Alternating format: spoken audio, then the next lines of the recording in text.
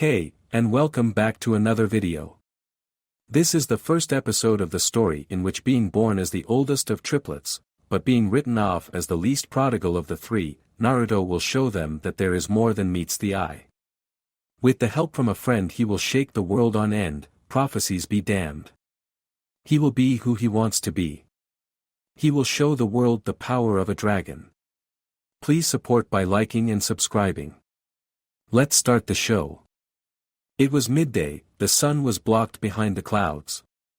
The wind was steady, the breeze had the scent of the sea on it. It was a beautiful day indeed. For one man, it was another day he was happy to be alive. His black hair that spiked up blew in the breeze, he had a cup of coffee in his hand as he looked over the sea from his porch. This man was shirtless. The only thing he was wearing was a pair of gray sweatpants. From his porch, he saw the bridge that held his name in honor of his youth. His house was situated in Nami no Kuni, a place that took him in because he was their hero. The cottage was built for him by the village's great builder. The man was sipping from his mug, enjoying his quiet morning for however long it lasted till his wives and children woke. Yes, he had more than one wife. He actually had 4, and some of them blessed him with children. Each of his wives held a piece of his heart, and his wives loved him with all their hearts. He always wanted a big family, and he got his wish. One of his wives who had blessed him with his oldest and was pregnant again, expecting their second. While one had yet to give him a child. It was that time when he was scared for his life, from the constant mood swings and the strange cravings, it was a tough time. That is not saying he is not going to stop trying to add to his family, and his wives were more than willing to help. It was at this moment when he sensed something.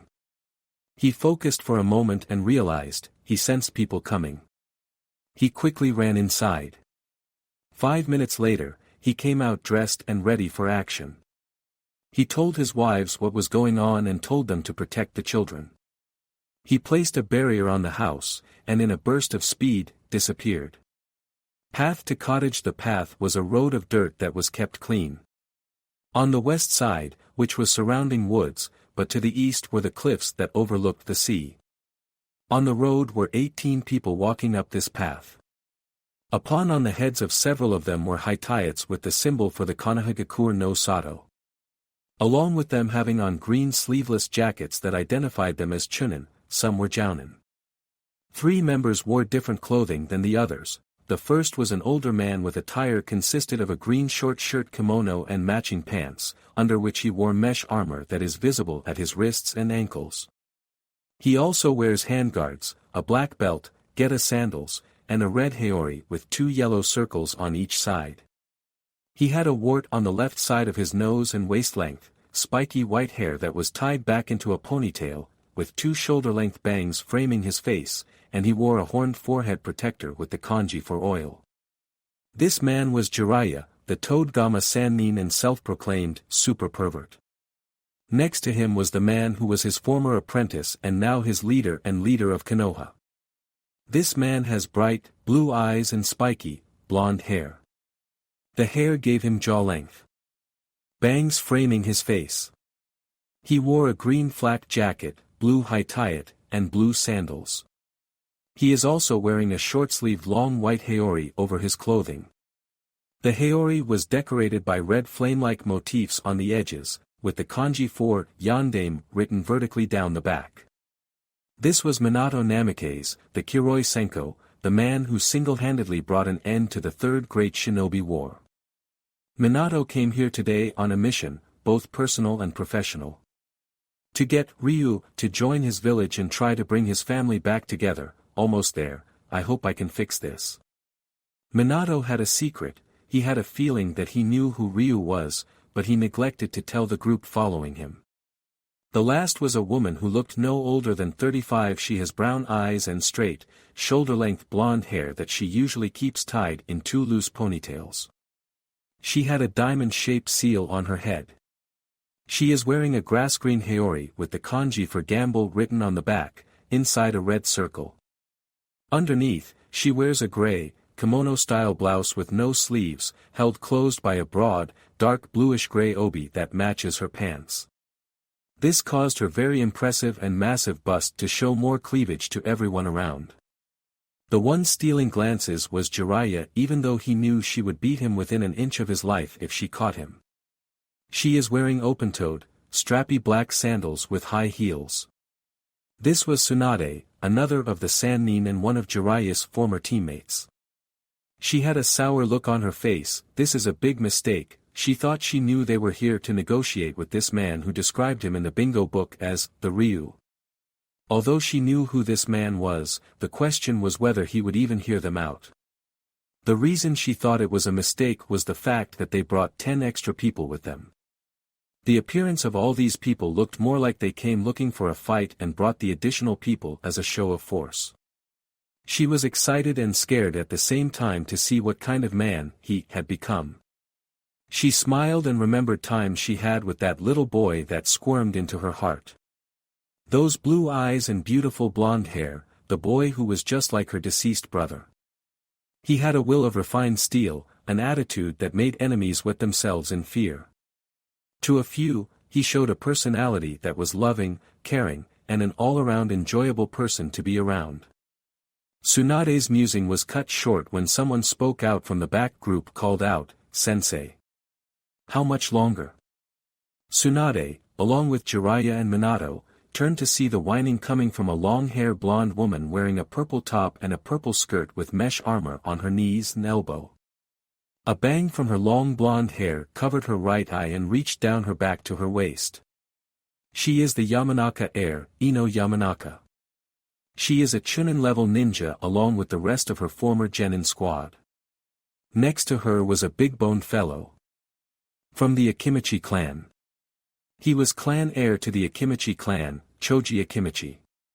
He is wearing a red suit with plated armor on his torso, arms, and upper legs, having the same kanji for food on the front. He is wearing a standard red forehead protector on his head. The last member is a stereotypical Nara. Shikamaru Nara is his name, and he had black hair up to the point it looks like a pineapple. He was wearing the standard black pants and a black shirt with his Chunin vest over his shirt. He had a bored expression on his, and under his breath, he muttered a quick, troublesome, which didn't go unheard by Ino, and she pulled on his ear, making him cry in pain. "We will get there soon, Ino." The old man said to follow this path till we come across a cottage up here. The man who said this let out a sigh as he saw two former students acting like small children. This was the current head of the Sarutobi clan, Asuma Sarutobi Jounin to Ino, Choji, and Shikamaru. Asuma was a tall man, with brown eyes, olive skin, short black spiky hair, and a beard. His clothing consisted of the standard Konoha ninja uniform with the sleeves rolled up halfway, flak jacket, regular shinobi sandals, and forehead protector. He also wore a sash that had the kanji for fire marked on it around his waist, a pair of black bangles, and bandages wrapped around the arms of his sleeves. "You two knock it off. We are here on an important mission, . A woman with red eyes yelled at the two younger adults. This woman was Kurenai Yuhi, or secretly Kurenai Sarutobi, as known to a select few, mostly the important higher-ups and friends. Kurenai is a fair-skinned woman of slender build.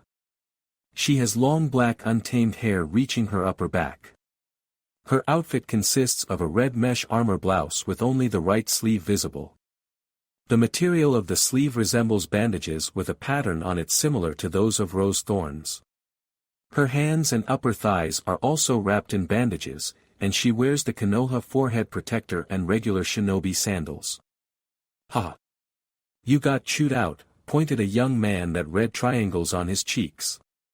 The dog next to him, which was as tall as his waist, barked in agreement with his partner. These two are Kiba Inuzuka and his canine partner Akumuru. Kiba was second in line to be the head to the Inuzuka clan behind his sister. Kiba is wearing a leather form-fitting black jacket, with zips over the chest and sleeves, along with black pants and sandals. Kiba's brown spiked and was contained by his headband. Kiba was from Kurenai's former genin squad, so he knew the tongue lashing she could give. Kurenai was about to reprimand Kiba when a monotone voice beat her to it. "Kiba, you need to stop." "Why?" "Because we have traveled and all our nerves are shot, we don't need you to make things worse." That was Shino Aburame, the heir to the Aburame clan. He wears a jacket hanging down to his knees and the addition of a hood that obstructs his face even more and a satchel on his back. What made his outfit weird was the fact that he wears a flak jacket under his jacket.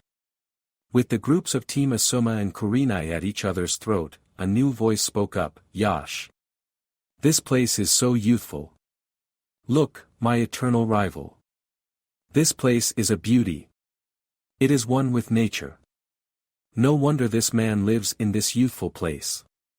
The man with the booming voice has a shiny bowl-style haircut and remarkably thick eyebrows.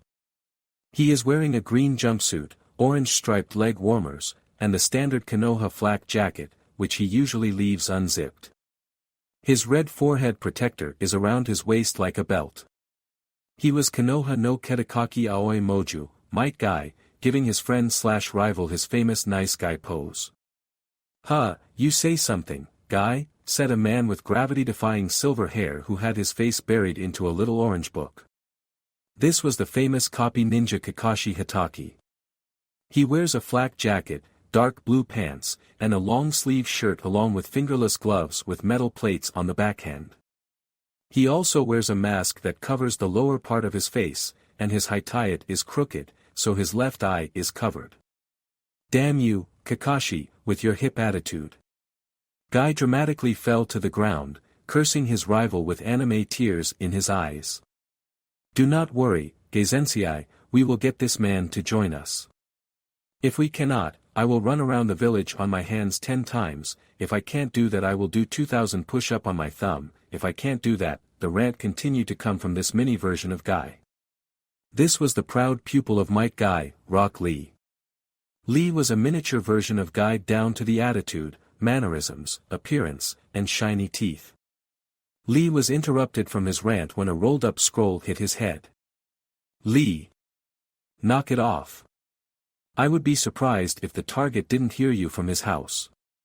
The female member of Guy's team was Tenten. Her hair was done up into 2 large buns, making her look like a panda.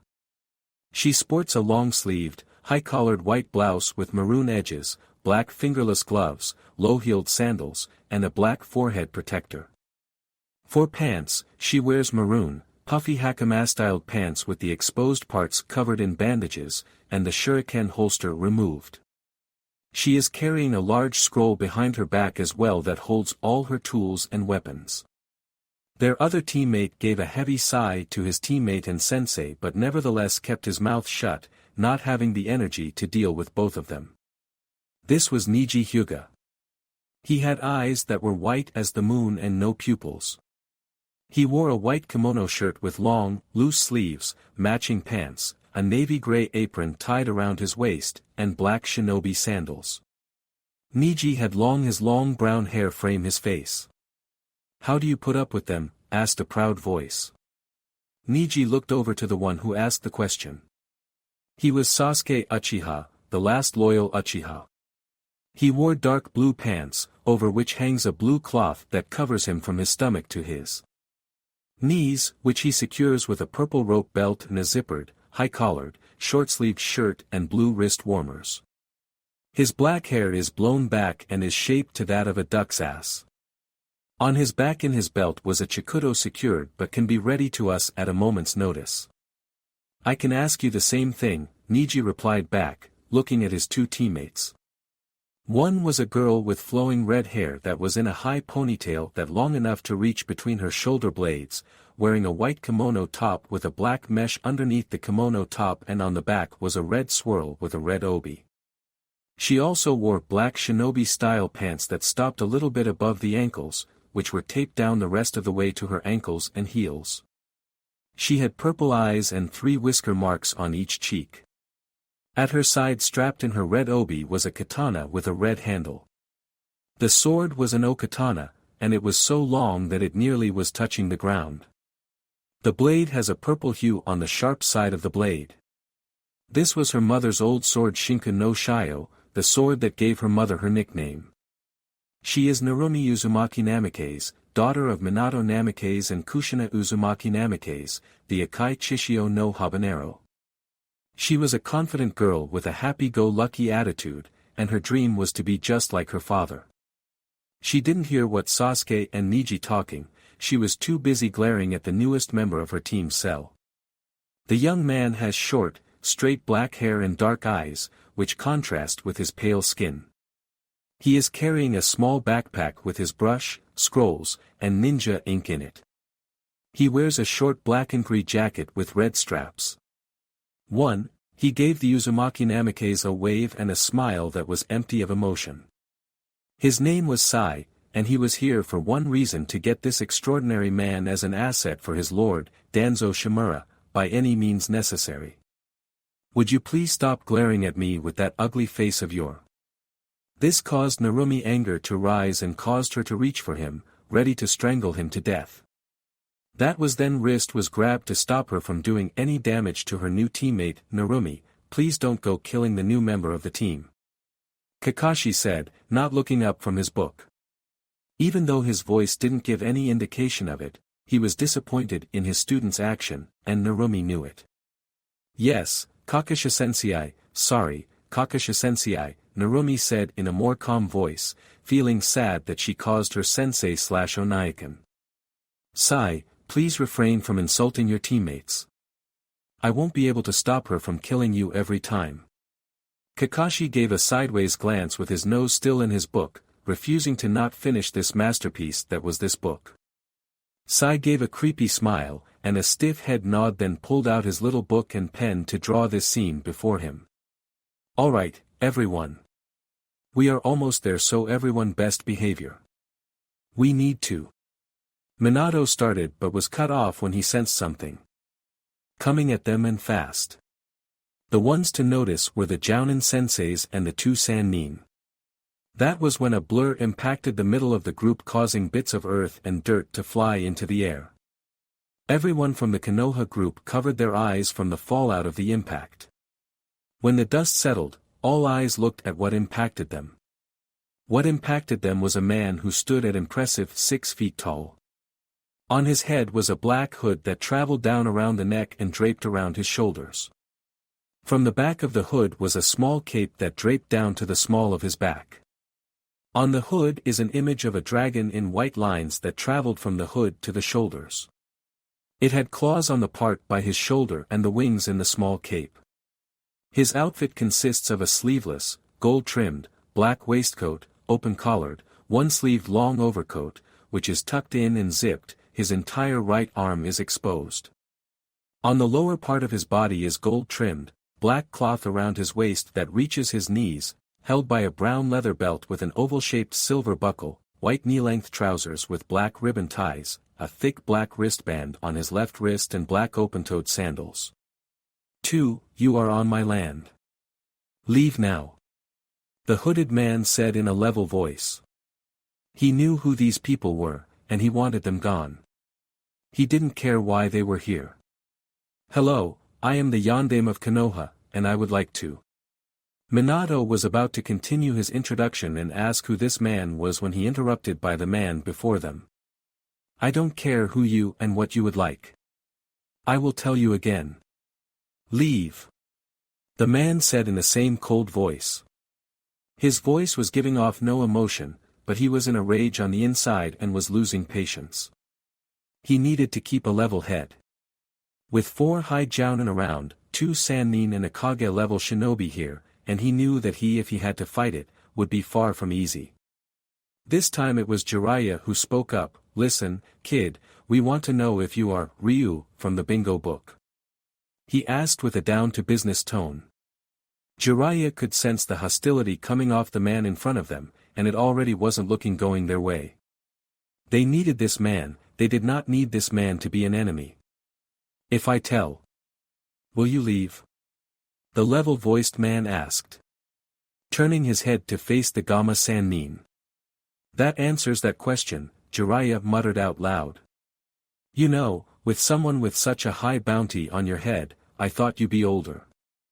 He looked at the young man with a calculated gaze, and he saw that this man, while facing him, Minato and Tsunade, he was keeping tabs on the rest of the Konoha group to his back. I thought someone of your status would be more intimidating, Ryu retorted back. He grinned as he said, guess a frog in kabuki makeup is not so scary up close. This caused Jiraiya to gain a tick mark on his head. Ryu displayed a smirk from within his hood, knowing he got under the Gamma Sanin's skin. Listen, runt, it isn't frog, it's toad. Insult them again, and we'll see if toads can kill a so-called dragon. Jiraiya steps forward to intimidate him, but the action didn't give the desired response. Ryu's action was, instead of backing down, was to bring his uncovered arm up and gives the motion to tell him to bring it on. Enough. Jiraiya, back off, yelled Tsunade, trying to defuse the situation that was started to build. Jiraiya looked towards her, about to retort, when he saw the promise of a beating if he didn't stop. Now, Ryu, as our leader was trying to say, we would like for you to join our village. To help us win this war.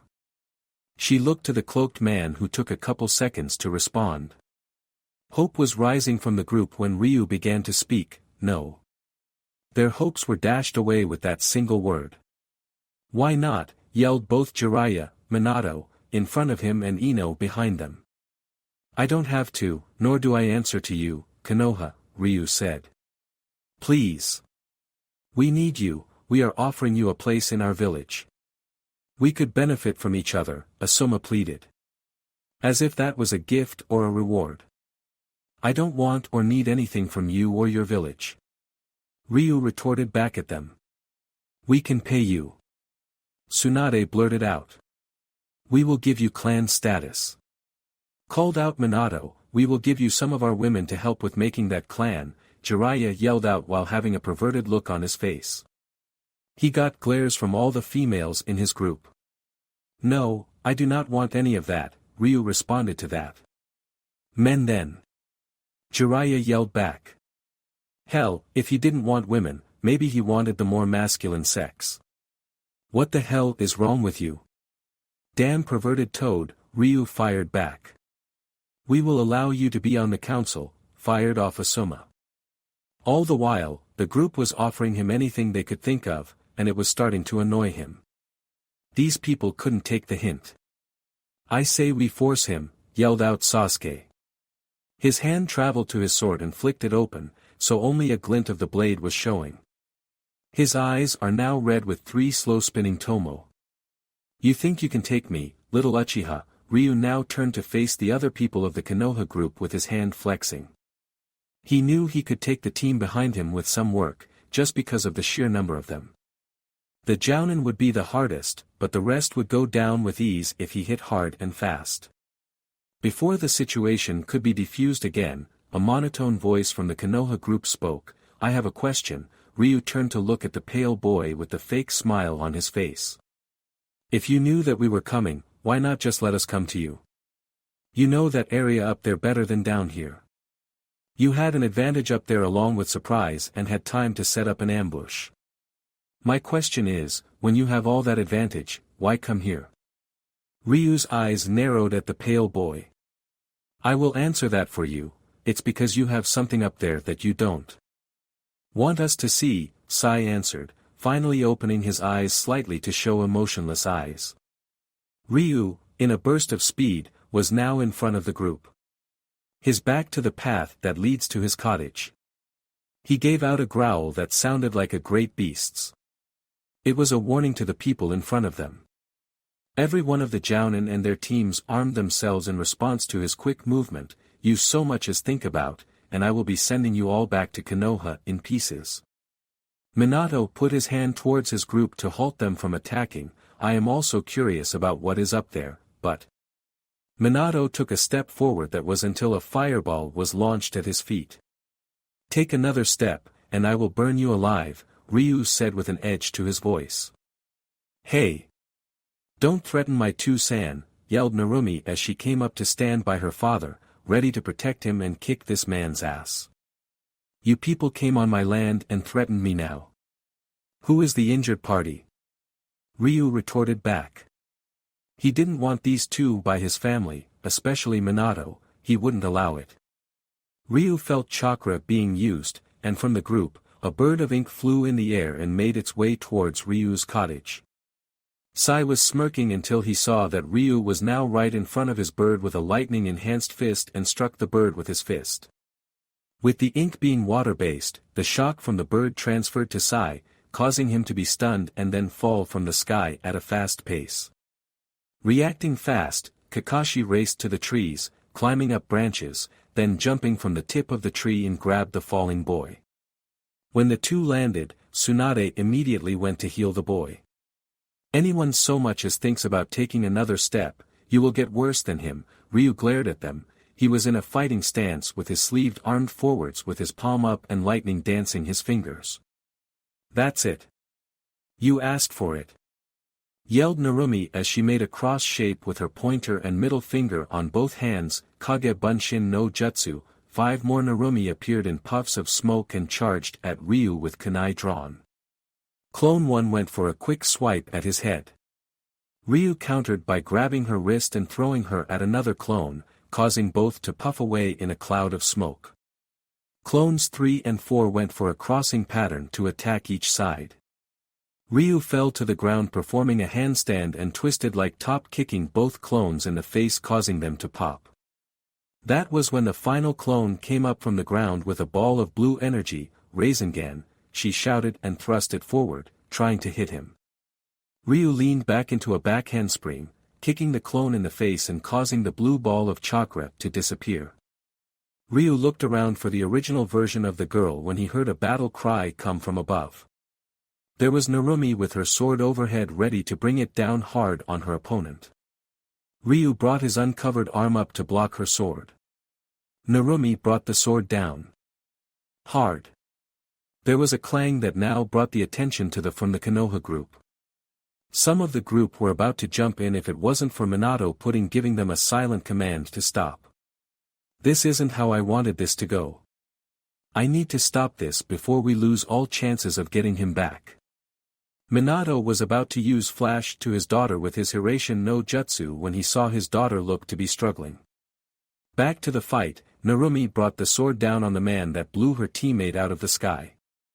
When he brought his arm up, she thought it was just to lessen the damage to his body. What she wasn't expecting was for him to go and grab the blade with his hand. Narumi infused wind chakra in the sword, making the edge capable of cutting through flesh like wet paper. So when the blade was caught in hand, it caused her to be confused. That was when she saw the hand was covered in metal and had reptilian features. The hand had nails that now looked like claws, and the back of the hand had a scale pattern, and the hand looked like a smooth underbelly. When she tried to retract the blade from her opponent's hand, she found it stuck in a vice grip that was his hand. Ryu followed up quickly with a roundhouse to Narumi's stomach, causing her to get blown towards her group while skipping across the ground. Her father caught her and did a quick exam to see how the man was doing. Ryu took the sword by the handle now and threw it at a tree at the edge of the path and embedded it deep into the tree. The rest of the Konoha group drew weapons and were ready to charge. Ryu now conjured fire into his fist and gave out a bestial growl at the group. Minato was about to call a ceasefire, but that was when a green blur rushed past him and launched a kick at Ryu. Ryu blocked the kick, but his bones rattled like a bell. It was the mini green one. How unyouthful. Attacking the Heim like that. I will show you the ways of youth. Lee shouted as he continued to throw jabs and twisted with kicks. Ryu backpedaled while blocking the onslaught. He looked for an opening and found one. When Lee swung his leg looking to land a powerful roundhouse, Ryu leaned back, feeling the wind being cut above him. That was when he charged his fist with fire and struck. Lee was blasted back into his group. He was caught by his sensei, who looked over the wound and saw part of his uniform was burned away, and the flesh underneath the hole was burned and bruised. Guy now glared at the man who attacked his precious student. He put Lee in the care of Ino. Guy got into a Goken stance, ready to charge.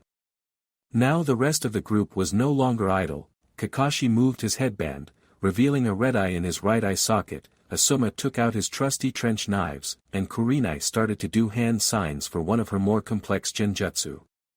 Ryu moved fast, taking all the jounin by surprise. First, hitting Kakashi in the face with an elbow that caused a nasty crunching sound. Next was Guy, who blocked a kick but was taken surprise by an impressive leg lock around the neck. Guy was then thrown off the cliff while his head was still in the leg lock. Ryu then rushed at Asuma but had to dodge a few slashes that were coated with wind chakra. Ryu then caught a wrist and, with a quick twist, snapped a wrist. The blade that was held in the now broken hand fell from Asuma's grip and was caught by Ryu. Ryu then stabbed Asuma in the shoulder, then pulled his head into a knee strike, causing him to fall back knocked out in the dirt. Ryu then dashed to the last jounin who had stopped doing signs and watched in fear as this man tossed around some of the best fighters of the village like they were wet behind the ear genin. Ryu raised his fist, which was coated in a black flame, and was prepared to bring it down. Kurenai closed her eyes, expecting pain. When not feeling any pain, she opened her eyes to see a fist just barely touching her nose. The fire that was once present was gone. She looked up to the hooded face to see him looking down at her. That was when she heard the sound of him taking sharp inhale from his nose. He let out a low growl, and then he blew out a breath. Kurenai saw as the breath that looked like he was breathing in a cold environment wash over her. She felt her eyes begin to get heavy and she collapsed forward sleeping. He just took on all four of our senseis and didn't get a scratch on him, Kiba gave in a slight whisper. Everyone! Get ready for a fight! Sasuke yelled, drawing his chikudo from its sheath. His eyes now a deep red with 3 tomos spinning. Everyone got in a taijutsu stance and was ready to charge. Everyone, stop! That's an order, shouted Minato as he set his daughter down, so she was sitting on the ground. He now stood in front of his group and now was faced to the hood with Ryu. I apologize for my subordinate. He acted on his own. I would like to. He would have continued if he wasn't stopped from a short animalistic growl coming from Ryu. I am done here, leave, or your village will be looking for a new Hokage. Ryu was done with these people. He wanted these people to leave so he could get back to his life. That was when he did a head count. 1 person was missing. I see what you did. Sending your spymaster to go find a weakness, huh? So much for the honor of Konoha. Ryu was pissed at himself for being tricked for such a simple ploy. That was when Minato noticed that Jiraiya was gone. There was one place he could go, and that was where Ryu lived. Panic set in his eyes. This wasn't how he wanted this day to go. He watched as Ryu turned and was about to leave. Minato went to reach out for Ryu. Nah, that was all he could get out before the man disappeared. Cottage Jiraiya was a curious man by nature, and it came in handy with his job being a spymaster for his village. He had to admit the Sai kid was right. What was right, something did not add up. He stood in front of the little wooden gate and fence that blocked the walking path to the house. It was a decent-sized cottage. It was at least 2 stories from what the windows showed. Jiraiya could not see into the windows from this far, but he could tell that there were at least a couple rooms up top. He went to reach for the gate to push it open when he quickly pulled his hand back in pain. That was he looked down and saw burn marks all over his hand. A barrier. This guy has thought that far ahead. A decent one at that, nearly burnt all the skin off my hand. Jiraiya quickly started trying to dissect the seal formula that appeared under the property, then disappeared just as quickly, and came up with a solution. Not that complicated barrier, a quick counter seal and it will be down. Jiraiya took out a seal tag and drew a seal on it and then went to throw it on the was at this moment when Jiraiya's battle senses went off, and he quickly ducked under a kick aimed for his head. You sneaky toad bastard. I told you to piss off, Ryu stayed as he put himself between the cottage and Jiraiya, determined to not let him get into his home. Attacking a person from behind, where is the honor? Jiraiya was trying to get a rise out of him and saw that his efforts were not working. Honor? Really? Coming from a guy who peeps on women, you have no reason to talk about honor. Ryu got into a low fighting stance and was ready to pounce on him if he so much as moved a little bit of dirt forward. Jiraiya looked at the boy with a raised eyebrow. You do know who I am, right? I am one of the Sannin. You are just some punk who got a cool name. He just stood there with his arms crossed, staring at the little punk. Ryu gave a small growl and rushed forward fast, actually faster than Jiraiya had expected. Jiraiya leaped back to get distance and saw Ryu keep coming for him. All that prevented him from showing a panicked face was years of battle. Ryu took the chance swung a fire-encased fist Jiraiya aimed for his head. Jiraiya kept dodging the assault of multiple attacks. Using his speed, Ryu got in close released a fire-encased punch to the face. Jiraiya was getting tired of all the dodging and finally stood his ground, thinking he could take the blow. Jiraiya took the opportunity to send some chakra to his muscles to block.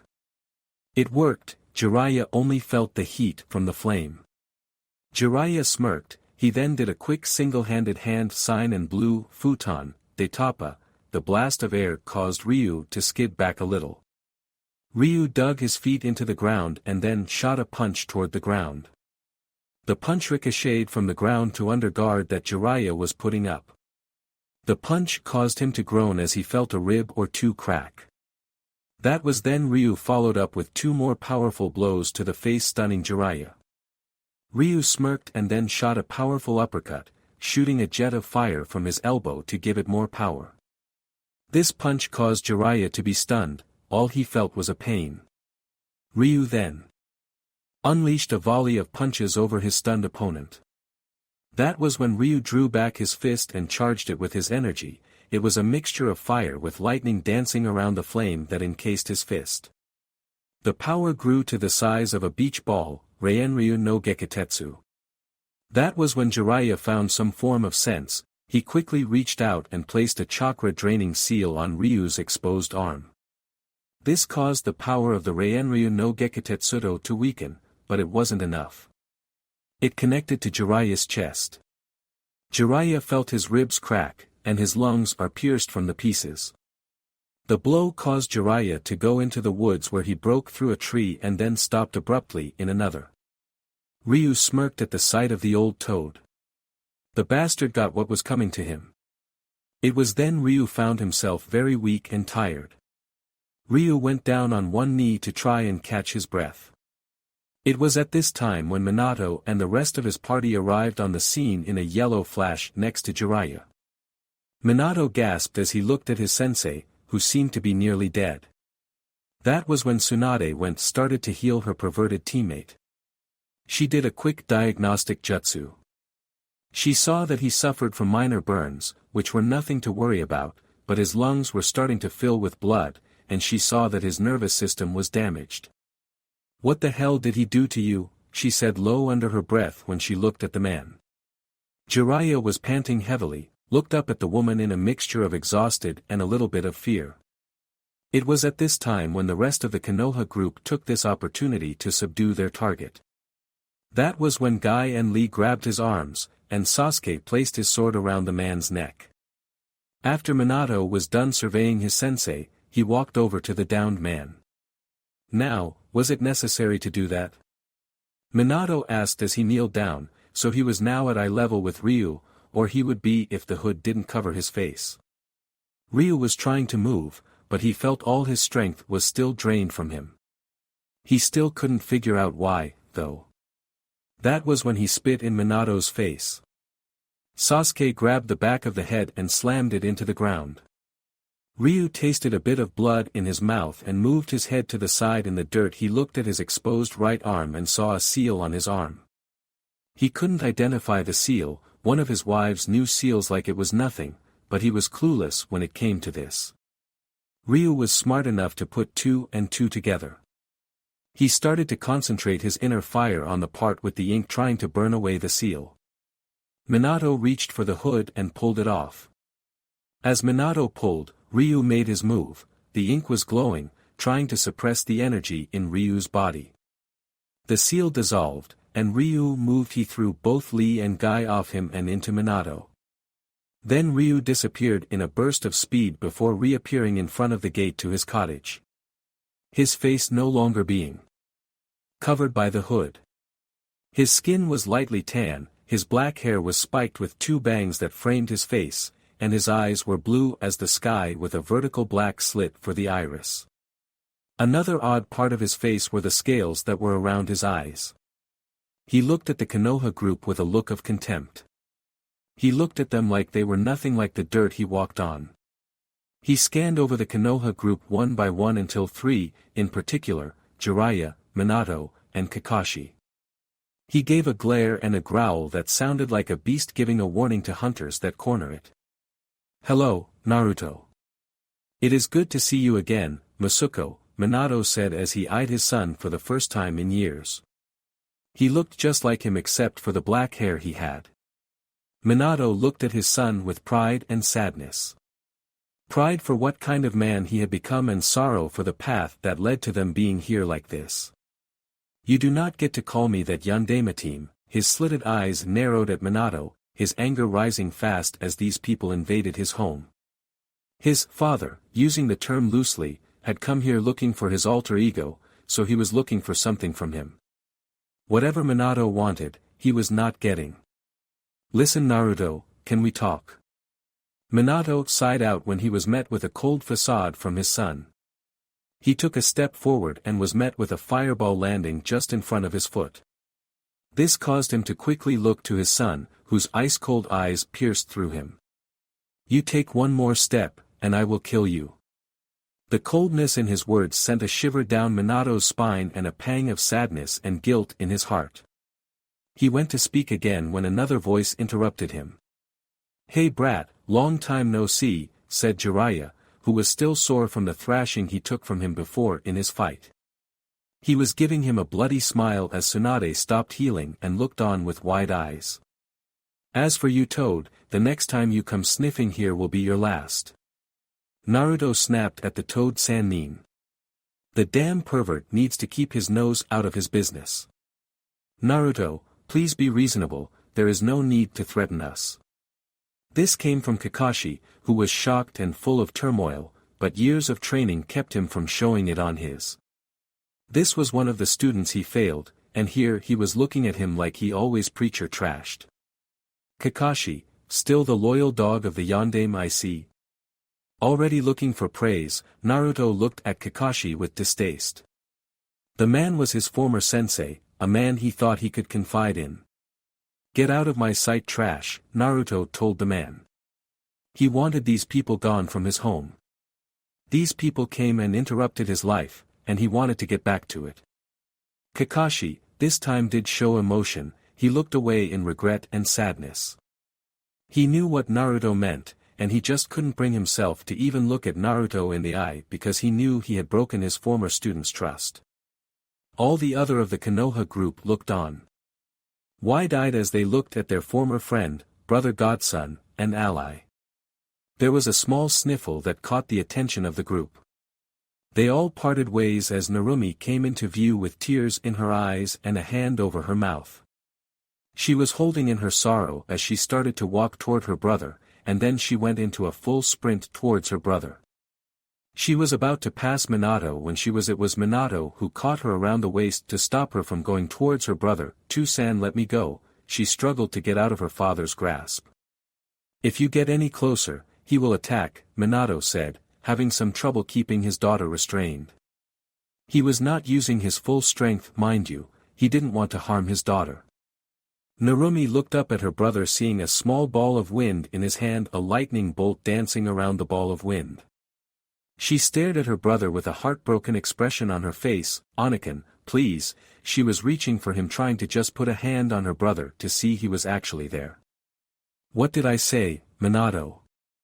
Any of them so much as take another step, I will kill them." Final warning, the small tornado in his hand grew to about the size of a basketball and was sparking more ferociously, almost daring for them to take another step. "I don't trust any of you. We are not friends or family." Naruto was done with these people. he had left these people. Now they came here looking for Ryu, trying to get him to join their village. Naruto, stop. Let's just talk. Minato pleaded. There is nothing to talk about. Take your greeting party, leave, and don't ever come back, Naruto replied back. He stared down the Konoha group, not letting come any closer to his home. He wanted them gone before the kids were up, and if they were already up, his wives could only keep them quiet for so long. We need your help, the people of Konohagakure no Sato need your help. Minato was begging at this point. The threat that was coming demanded that he get help from anyone and everyone. So, you only wanted Ryu's power to help your village? Naruto snorted at Minato's groveling. So, I guess if I wasn't Ryu, you would have let me be, huh? No, I knew you were Ryu when I first read about you in the bingo book. I knew you were my son, and I knew you wouldn't want to see me or any of us. Minato waved him over his group as he spoke.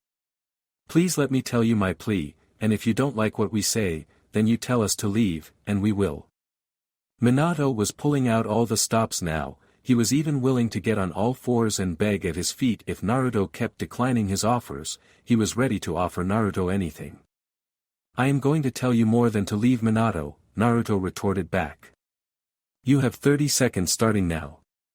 Naruto started the clock in his head. The Akatsuki are starting their attack. Iwa and Kyumo are at the borders waiting for the perfect time to strike. Their combined attack will wipe us out. We need you, Ryu, to join us so we can survive this ordeal. Please, from one man to another, help me protect my family and people. Minato started to beg.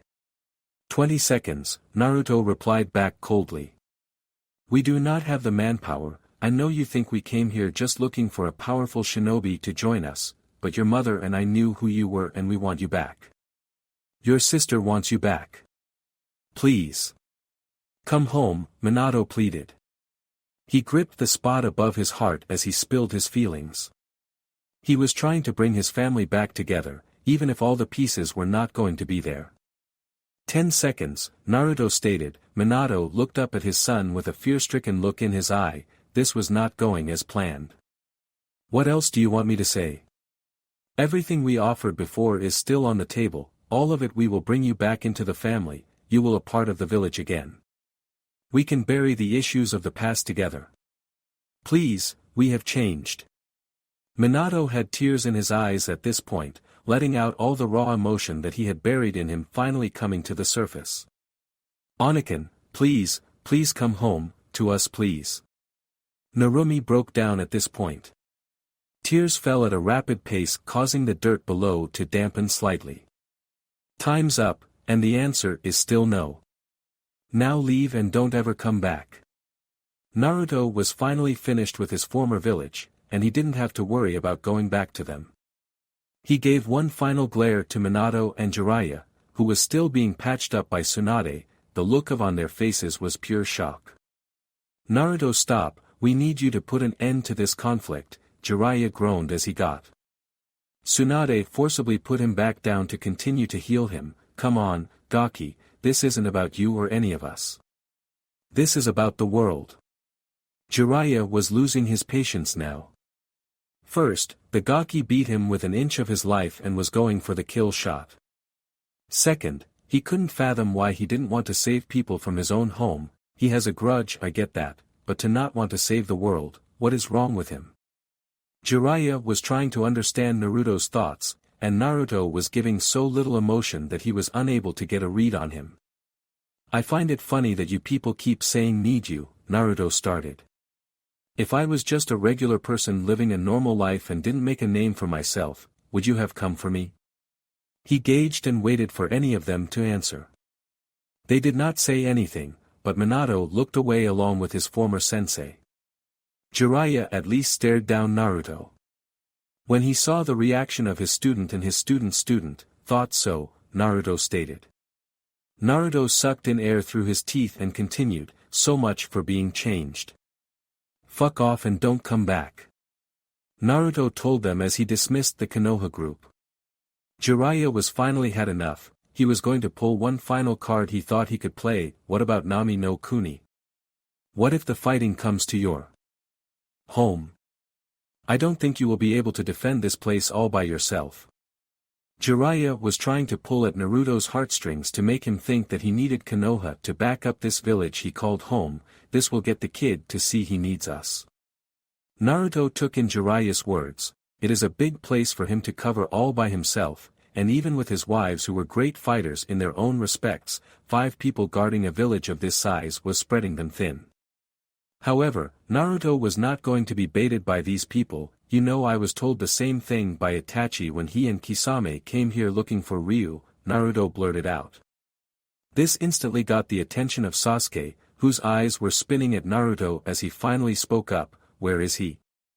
Sasuke's hand was on his blade, ready to draw it if Naruto refused to tell him the information he wanted about his brother.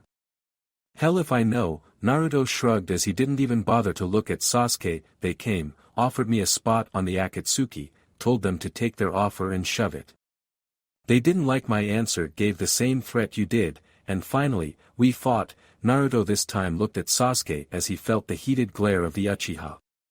Sasuke slid his blade out ever so slightly. Relax, I didn't kill him if that's what you are wondering. Bruised, yeah, dead, no. Kisame learned that day that a shark can't kill a dragon. Naruto looked at the face of all the people that stood in front of him.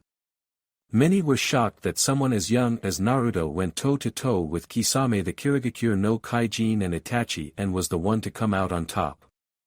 Sasuke was internally relieved as his mission in life was still able to be accomplished. Yet, now looking at Naruto, he felt a ping of jealousy that he was unable to so much as make his brother look at him last time, but Naruto fought him to a standstill. Alright, enough of the mushy crap, I told you my answer. Now fuck off and don't let the door hit you on the way out, Naruto told them as he stood his ground. He kept his posture and stood in front of the gate to his home. He waited with bated breath for one of them to make a move. Keeping a close eye on the one guy with the creepy smile on his face. Why? Narumi cried out as Naruto finally let her go, and she was now sitting in the dirt. You know why? I am done with your village. Keep your problems out of my home, and I'll forget you existed. Fair trade?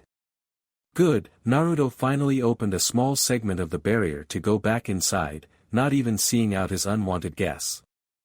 If he looked, he would see his father and sister looking like their spirit had been broken. Kakashi wasn't faring any better as he felt shame, another person he had failed not once, but twice. Tsunade looked as if she wanted to say something to the black-haired boy that, at one point, always had a smile on his face. Kurenai and Asuma looked sadly at their leader and his daughter. The Konoha 12 all had different expressions. Sasuke, Shino, and Niji held a look of no emotion. Tenten and Ino were by Narumi's side, trying to comfort her. Kiba, Akamaru, Choji, and Shikamaru gave the most extended look at the house before moving, watching a friend leave them behind. Lee wanted to go over to Narumi, but with girls around her, he didn't know how to approach her. Guy put his hand on his prized pupil's shoulder and shook his head, telling his student to let them be for now. All of them started the long walk down the road, all except Jiraiya. When Naruto closed the small breach, he walked to his porch, not even giving them a second thought. Jiraiya was furious. He couldn't take being looked down on by some gaki that was not even half his age. He was just going to show Naruto that he may be old, but he still could teach the kid a thing or two. So Jiraiya took the seal formula he was working on to break the barrier before Naruto nearly killed him. So he took the tag with the formula on it and pressed it on the wooden face that was the conduit for the barrier and watched it shattered. With a smirk, Jiraiya watched as the barrier fell. It was then Jiraiya saw someone dash past him towards the house. Jiraiya's heart sank as he saw it was Sai. What the hell did you do, Jiraiya? It was Jiraiya's former teammate that yelled the question at him in a grave voice. Naruto made a mistake because as soon as his back was turned, he felt the barrier burst. Naruto quickly turned and saw the ghostly white kid rushing at him. Correction, he was heading for the door to the house. Naruto quickly intercepted him and grabbed him by the face with a metallic arm and claws digging into the kid's face. He followed up with slamming Sai's head into the ground, knocking the sense out of the boy.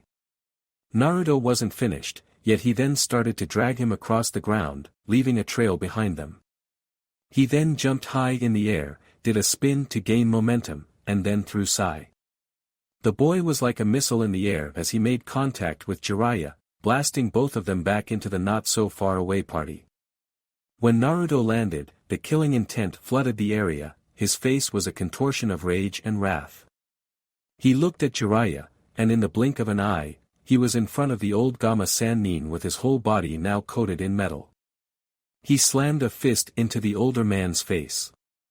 He heard a sickening crunch as his fist made contact with Jiraiya's face. He then grabbed the stunned Gama Sannin and began to pummel him. Hearing the commotion behind them, the Konoha group suddenly realized that they were missing 3 people. Minato quickly putting 2 and 2 together and flashed away. Minato flashed to the mark he left on Jiraiya. He arrived to Jiraiya, spitting up blood and his face heavily bruised. He looked over at Sai. His face was as bloody as or bloodier than Jiraiya. He was being looked at by Tsunade, who was trying her hardest to not just leave the 2 fools to their fates. Naruto looked at Minato and got into a fighting stance as steam rose out of his mouth. Minato, it's bad, Jiraiya will live, but Sai may be too far gone. Tsunade was trying to keep the weak pulse from stopping completely. Naruto, what the hell is going on? What did you do? Minato questioned his son. As Naruto was now in front of him as he used the metal claws, he still had to slash at Minato. Minato braced himself as Naruto went into a frenzy at him, slashing and kicking all over. Minato got a cut above his eye that bleeding right into his vision. Minato had enough as he pushed a powered-down version of the Rasengan into Naruto's chest. The powered-down jutsu still sent Naruto back a couple of feet as his metal feet dug into the dirt below him. The metal scales receded back into Naruto's skin. The wrathful look on his face didn't waver. Of course. You think it was me who started it, huh? Your senile teacher broke my barrier, and then pale boy over there went rushing at my home. My home. Naruto pointed at the critically injured ninja that was part of Minato's group. You know, he gave a sigh at the end as his shoulders slumped in sadness. I thought for once you would be honest and leave me alone. Minato could see the hurt-filled look that was now spread on his son's face. Guess I was wrong though. Naruto brought his fists up to his waist, and he gave a mighty roar as he called upon the power in him. Black flames now danced around his body as the scales around his eyes seemed to branch out more and more around his face, mainly in the cheek and nose areas. You came here looking for help in a war. Well, guess what, Minato? You just started another war. Naruto yelled, charging at his father with the black fire now focused in his right hand. He jumped towards his father and giving a battle cry we swung the black-fired fist downward as Minato flicked a kunai in the air. Anger clouded the young man's mind. On this day, a decision would be made. One that would change the balance of the world. The day would end in violence, but that will come later. However, this isn't just Naruto's story, it's about the people around him as well. It's a mixture of their decisions and his that lead to this moment.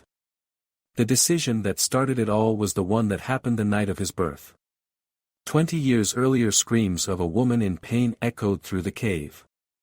The reason she is in pain, she was giving birth to last of her children. Then came the cursing. Minato, I swear I am going to cut off that thing you call a penis off you. Kushina Uzumaki Namikaze screamed. She had already threatened him with living on the couch on the first birth, and on the second birth, she threatened with a celibate marriage and now castration. Her husband, she married in secret, couldn't blame her. It's all right, Kushikin. Almost there, Kushina growled at him like a wild beast, showing that he was making her angrier. She had already given birth to 2 children, both boys, and now the final one was coming. Minato was over the moon when they found out they were pregnant. They couldn't be happier. It was when he contacted Tsunade to check on Kushina was about 2 months along. It was then Tsunade revealed that there were 3 heartbeats, and 3 separate chakra networks were forming. Minato was happy as can be at that moment, but Kushina was feeling the pain of labor coming to her. Minato remembered the weird craving, the mood swing, and regular foot massages he had to deal with, but he would not change it for the world. Even with all the fond memories of the pregnancy entering his mind, he had to focus on the seal that was on his wife's stomach. The seal that contained Kyubi no Yoko. Kushina let out another scream of pain, whether it was from the seal being strained or the pregnancy. Minato did not know. Kushina-chan. You okay? Minato was focusing his chakra on the seal that kept the Kyubi inside his wife. He was concerned since the seal started to weaken. Kushina cried out in pain again. Minato, keep focusing on the seal. This is why men can't handle childbirth. It was the doctor in charge, Tsunade Senju. Tsunade came back to the village at the request of her younger cousin and to make sure that her children were safely born. Kushina loved that her cousin had finally come back to see her godchildren and to help birth them. Kushina knew how Tsunade felt about the village and what it meant for her to come back here. Tsunade wasn't alone when she came back, however. Tsunade had her student with her whose name was Shizun. Right now she was at the Senju family home. I swear men could never bear children, can't handle a little pain, Tsunade sneered at Minato. She was focusing on Kushina and the last baby. Now Kushina, give me one big push. Tsunade instructed Kushina. Tsunade started to see the crown of the head of the final baby. I am pushing. Kushina screamed out again as she pushed. She was exhausted. The first 2 were a struggle when she had energy, and now she had none. One last push. Tsunade yelled back. Kushina gave another push, and the room was then filled with the sound of an infant crying. It's a girl.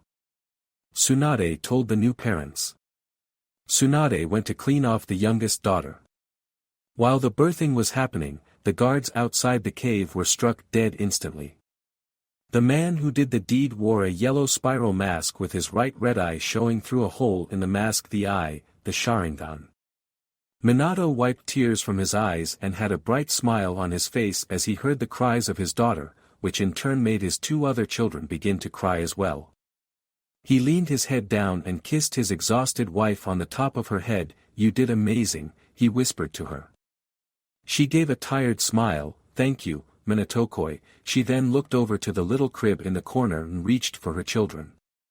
Give them to me, Minato-kun, I want to meet my children, she requested. Minato went over the crib, carefully picked up both of his older children. One child looked like a damn near replica of him. Blonde hair that was like the sun, skin tan like him, and 6 whisker marks on his cheeks, 3 on each side. The only feature he seemed to get from his mother was her round face. The second child was an exact replica of his father, even having an angular face like him. The odd part was there were no whisker marks on his cheeks, and he had jet black hair. It was strange, but Minato didn't know his parents. Maybe it was a received gene. His daughter looked like her middle brother from what Minato saw of her. She had blonde hair and whisker marks just like him. Minato shook the thought from his mind as he handed the 2 children to their mother. Look at you both, Kushina cooed as she snuggled her 2 sons closer to her chest to get a better look at them. You look just like your father and a little like me. She saw both the children looking to suckle as they tried to latch to their mother's breast through her shirt. At least you got my appetite from me, Naruto, Menma. She already had names picked out for both boys when she was told what they were. Really? Going with ramen-topping names, Kushiken. Minato had to poke fun at his wife's choice of names. Kushina blushed. Naruto's name means maelstrom and Menma. Kushina's blush nearly made her face match her hair. The tiredness of labor left her mind and body as they chatted. Okay, Menma is a ramen topping. She looked back and saw the sly grin her husband had on his face. She knew he was just teasing her. Kushina then looked to her other child that was currently being washed by Tsunade. How about you name your daughter? A father should be able to name at least one of his children. Kushina said gently as she smiled at her husband. So you get to name two, while I get to name one, huh? Always a competition with you, isn't it? Minato's sweat dropped at his wife who was giving him a V for victory with her fingers. Minato thought about a name for a second, then one hit him. How does the name Narumi sound? There was the sound of a sneeze coming from one of the boys that were in Kushina's arms. It was Naruto that sneezed, followed by one from Menma and then one from the daughter that was now coming towards them in Tsunade's arms wrapped in a pink blanket. Well, looks like I am outnumbered this time. The kids agree with their father. Narumi it is, Kushina sighed in defeat and exhaustion.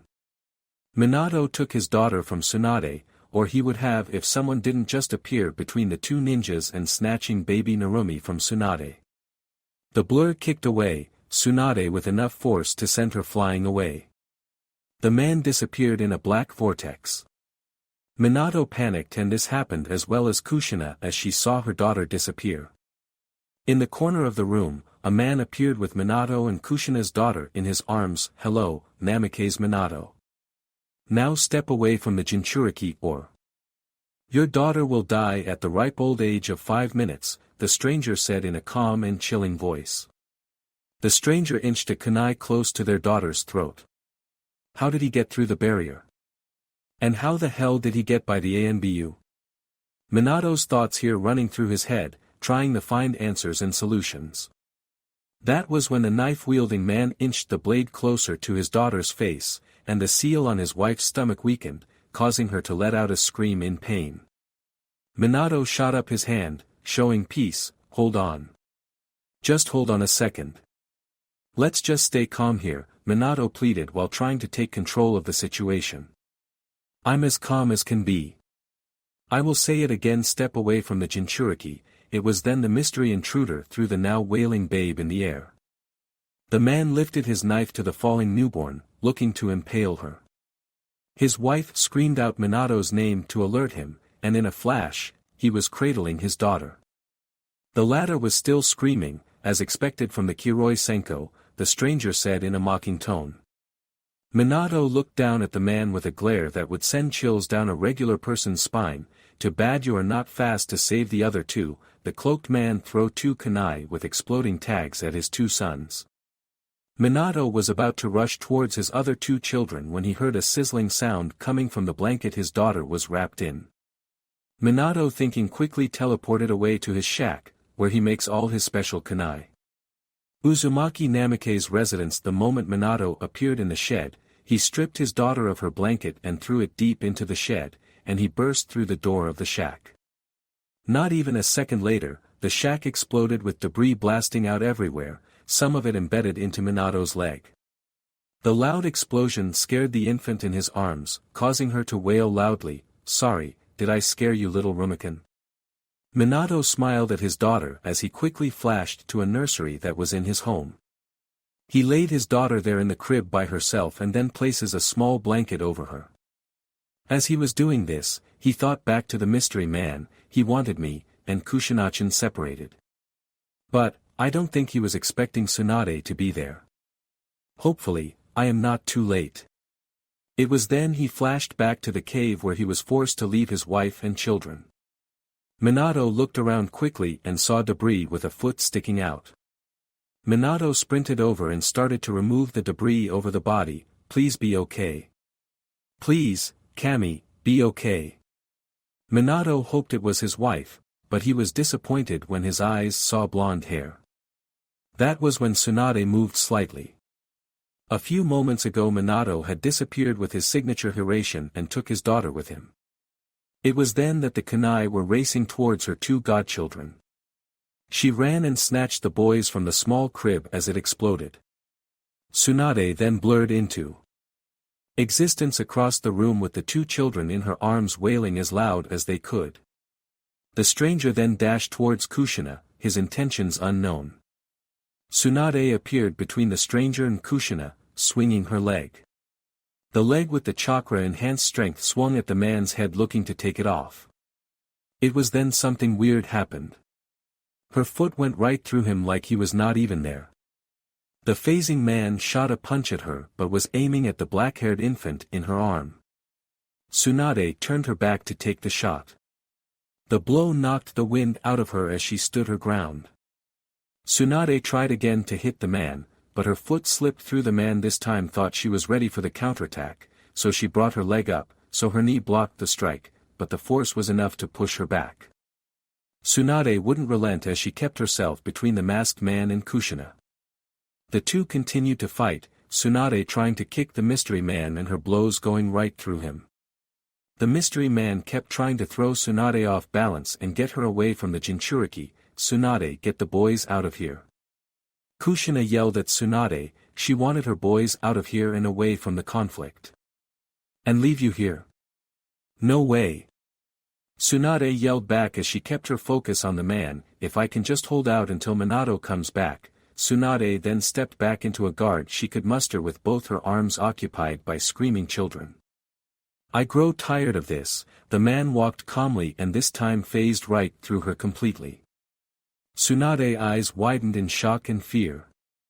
Tsunade tried again to kill the man, but the same result as last time all her attack hit was air. The man stared over Kushina who gave him a glare as she was mysteriously sucked into a black vortex disappearing from sight. Now to deal with you, the cold tone made Tsunade, what the hell did you do with Kushina? Tsunade shouted at the man. The man was unimpressed by the legendary kunoichi even if her arms were occupied by children, she was no threat to him. Why would I reveal my plan?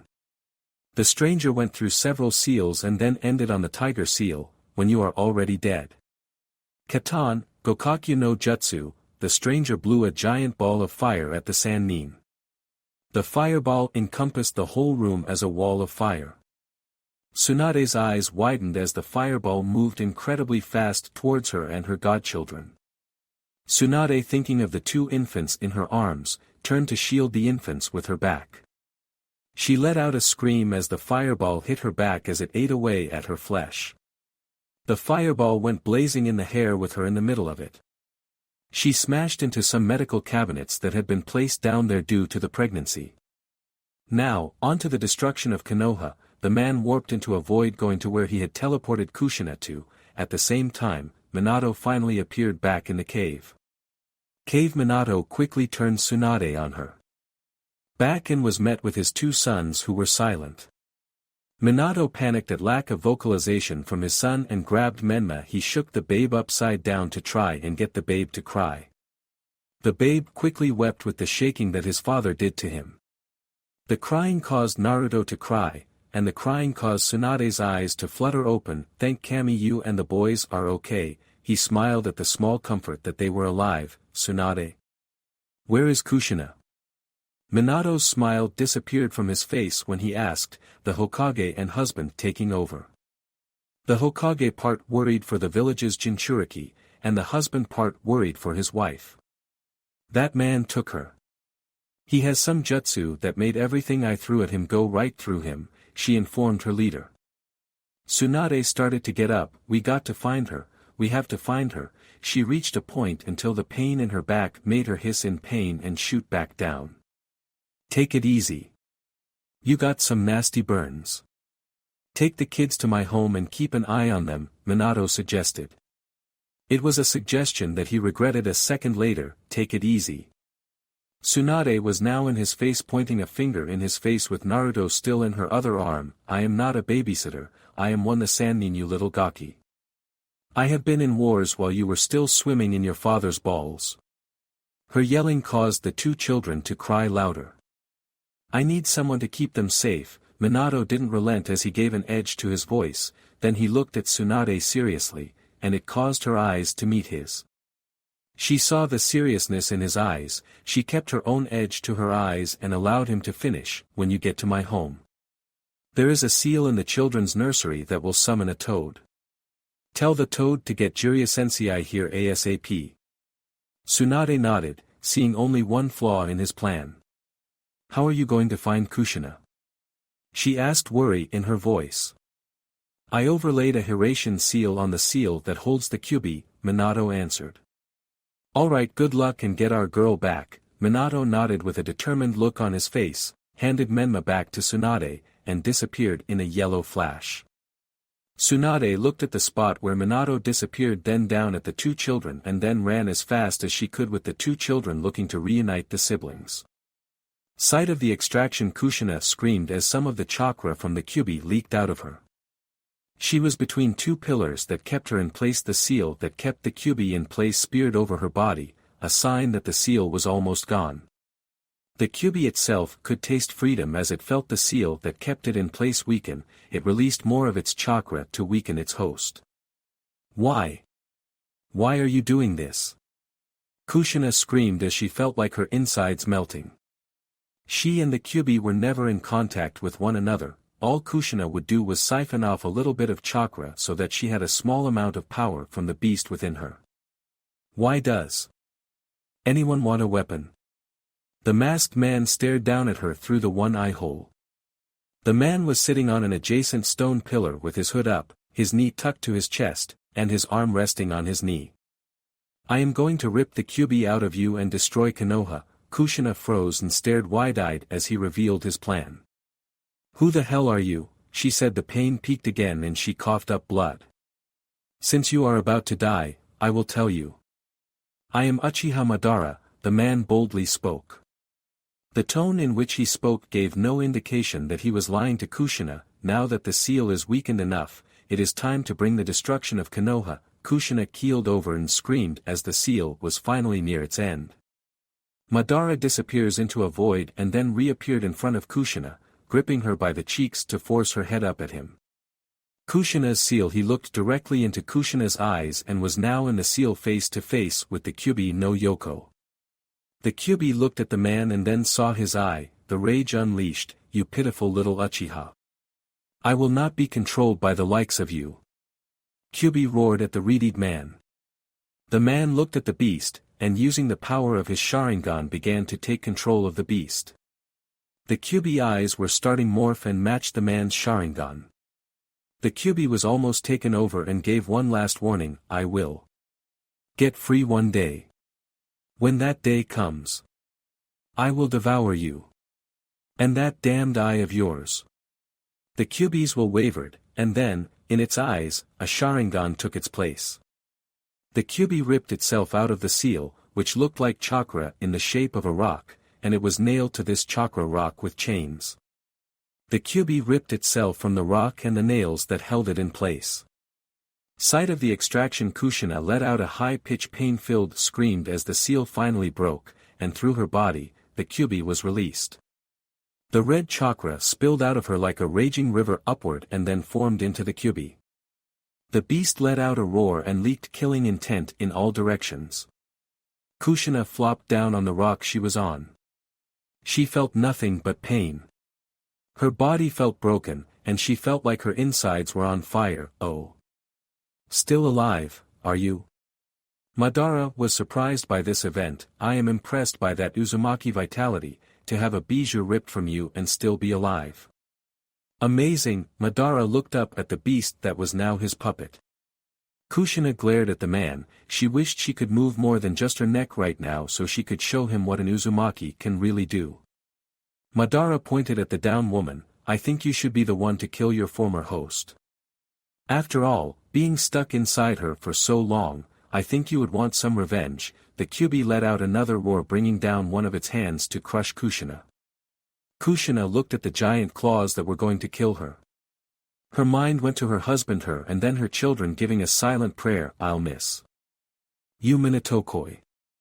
Stay strong for the kids. The claw came down near her with, I am sorry, my little ones.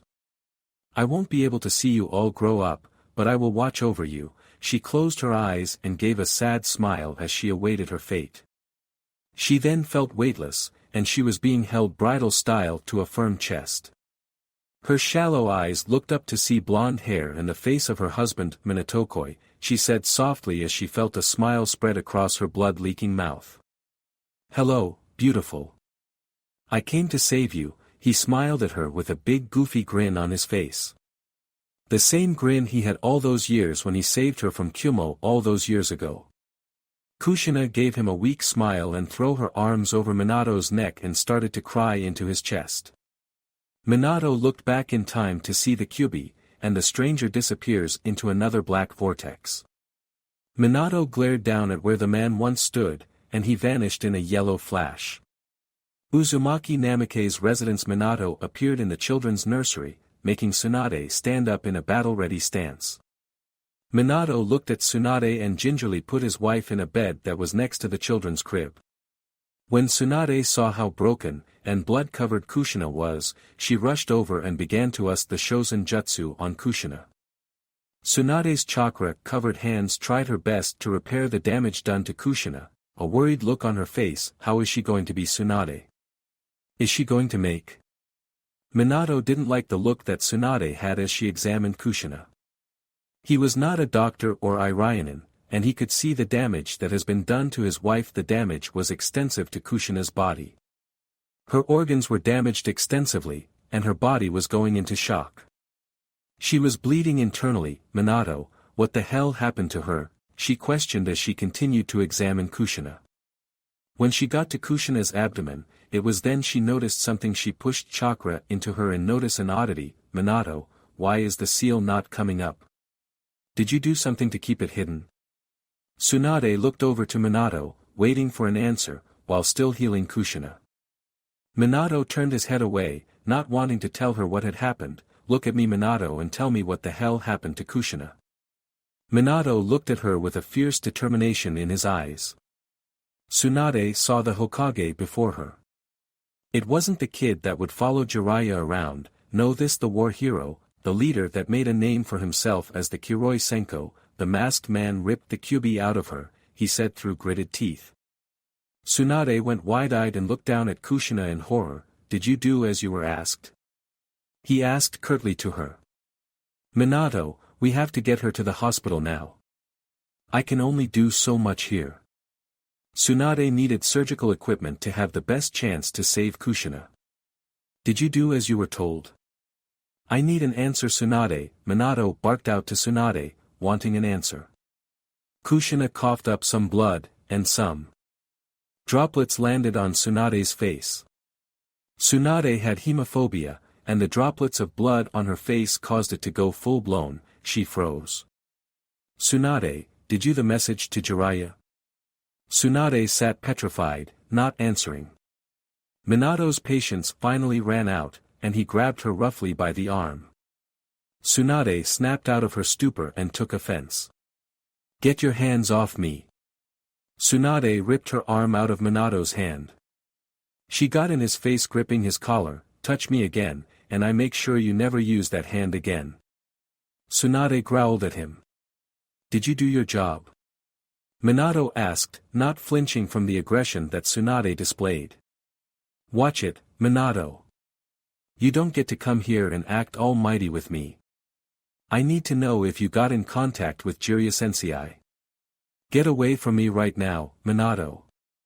Both of you just stop. Kushina cried out, breaking the argument between the two other people in the room. It was then the two could finally hear the sound of crying and whimpering coming from the crib in the room. Give me my children, Kushina said in a hushed and tired voice. I don't think that's.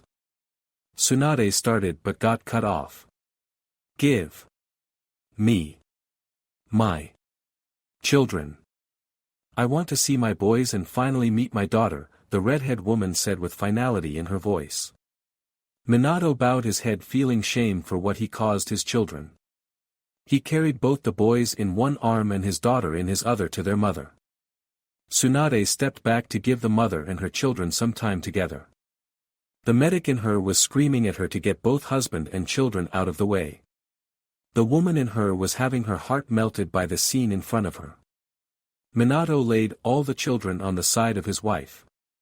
Kushina positioned herself, so she was lying on her side. Kushina got a good look of all her children. Her boys looked just like their father, especially Naruto, who had a more sculpted face, but she had no idea where the black hair came from. Menma had her round face and his father's blonde hair. Then there was her baby girl. She was a copy of her mother and had her blonde hair from her father. Tears streamed from her eyes as she reaches out, touching each of their cheeks, noticing only two had whisker-like marks. Look at you all. Such beautiful children. Two handsome men and lovely little lady, she cooed weakly. The babies were all cuddling up to their mother, enjoying the warmth her body provided. She then focused on her daughter. Hello, little Rumikin. Look how pretty you are. Kushina gave a slight cough and looked at Minato. Chu-chan is going to have beat the boys off with a stick when you get older, she teased. Minato nearly fell over and imagined a chibi version of his little princess being hounded by boys and a scary version of him defending his daughter. Kushina then spouted out, these two boys are going to be heartbreakers if they are anything like their father. Kushina gave a small smile to her two boys and little kisses on their foreheads. Kachin is going to have to vet all those girls who want to get their grubby hands on you both. She smiled at her children, tears slightly running down her eyes as she was awed by her children. Narumi gave a gum-filled smile as if understanding her mother, and the two boys co-ed and giggled. Tsunade had to laugh at what Kushina had done. She had taken all the tension and anger out of the room with her interaction with the children. Tsunade had, at one point, wished to experience a moment like this when she and her lover were still alive. It brought a small tear to her eye. I did what you wanted. I sent for the old toad.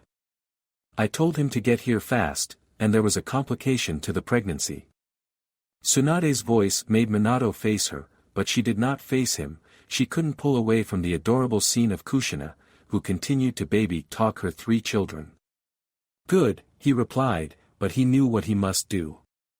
He walked over to a closet that was in the room and pulled out a white overcoat with red flames on the bottom of the coat. The eye-catching part of the coat was the red kanji 4/4 written on the back.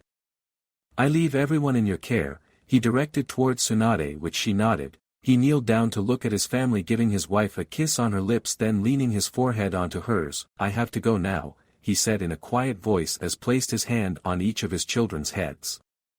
I know. Minato walked away, ready to flash away. Minato, thank you and good luck. She gave a tear-filled goodbye as not knowing if this would be the last time if she were going to see him again. Minato gave a small smile when and flashed away. Kushina brought her kids closer to her chest, protectively. Tsunade brought a blanket from the closet and placed it over the small family. Trying to provide some comfort, she began to rub the back of the woman who continued to baby talk the infants while giving light sobs. Hokage Mountain Minato appeared to complete and utter chaos. The village below was rubble and a fire pit. Buildings were either on fire, destroyed, or a mixture of both. Bodies were littering the streets, shinobi and civilians alike. The cause of this was being attacked by shinobi, and at the helm was Minato's predecessor Hiruzen Sarutobi, the Sandaime Hokage. Minato saw Hiruzen's giant staff smack the beast's face in quick succession. The creature reacted by breathing fire in Hiruzen's direction. Minato's sharp eyes saw the man in the orange mask on the back of the Kyubi. Minato saw the man point up to Minato. The Kyubi pointed its head up towards Minato, then opened its mouth, and a collection of chakra began to form right before its mouth, forming a Baijidama. When it was finally done, the beast shot the giant orb at Minato on the mountain. Minato didn't waver as he stood on the mountain watching as the Baijidama came towards him. Think I will back down, huh? He asked the beast as he spoke out loud. He pulled out one of his famous tri-pronged kunai. It was a Hiratian kunai. Holding it horizontally in his hands, this village will not fall so long as I am alive. The Baijidama came close to the mountain when it suddenly stopped midair. That was when the air became a seal array absorbing it. Hiratian, Dorai, the Hokage cried out. An explosion went off far from the village but still could be seen from the wall of the village. The Kyubi gave a roar at Minato until an elongated staff smashed against its face, and then a few explosions went off in its face, showing a rally of ninja attacking the beast. Minato had a victorious smile on his face when he saw the fighting spirit in his soldiers and the push of the village to stop the beast.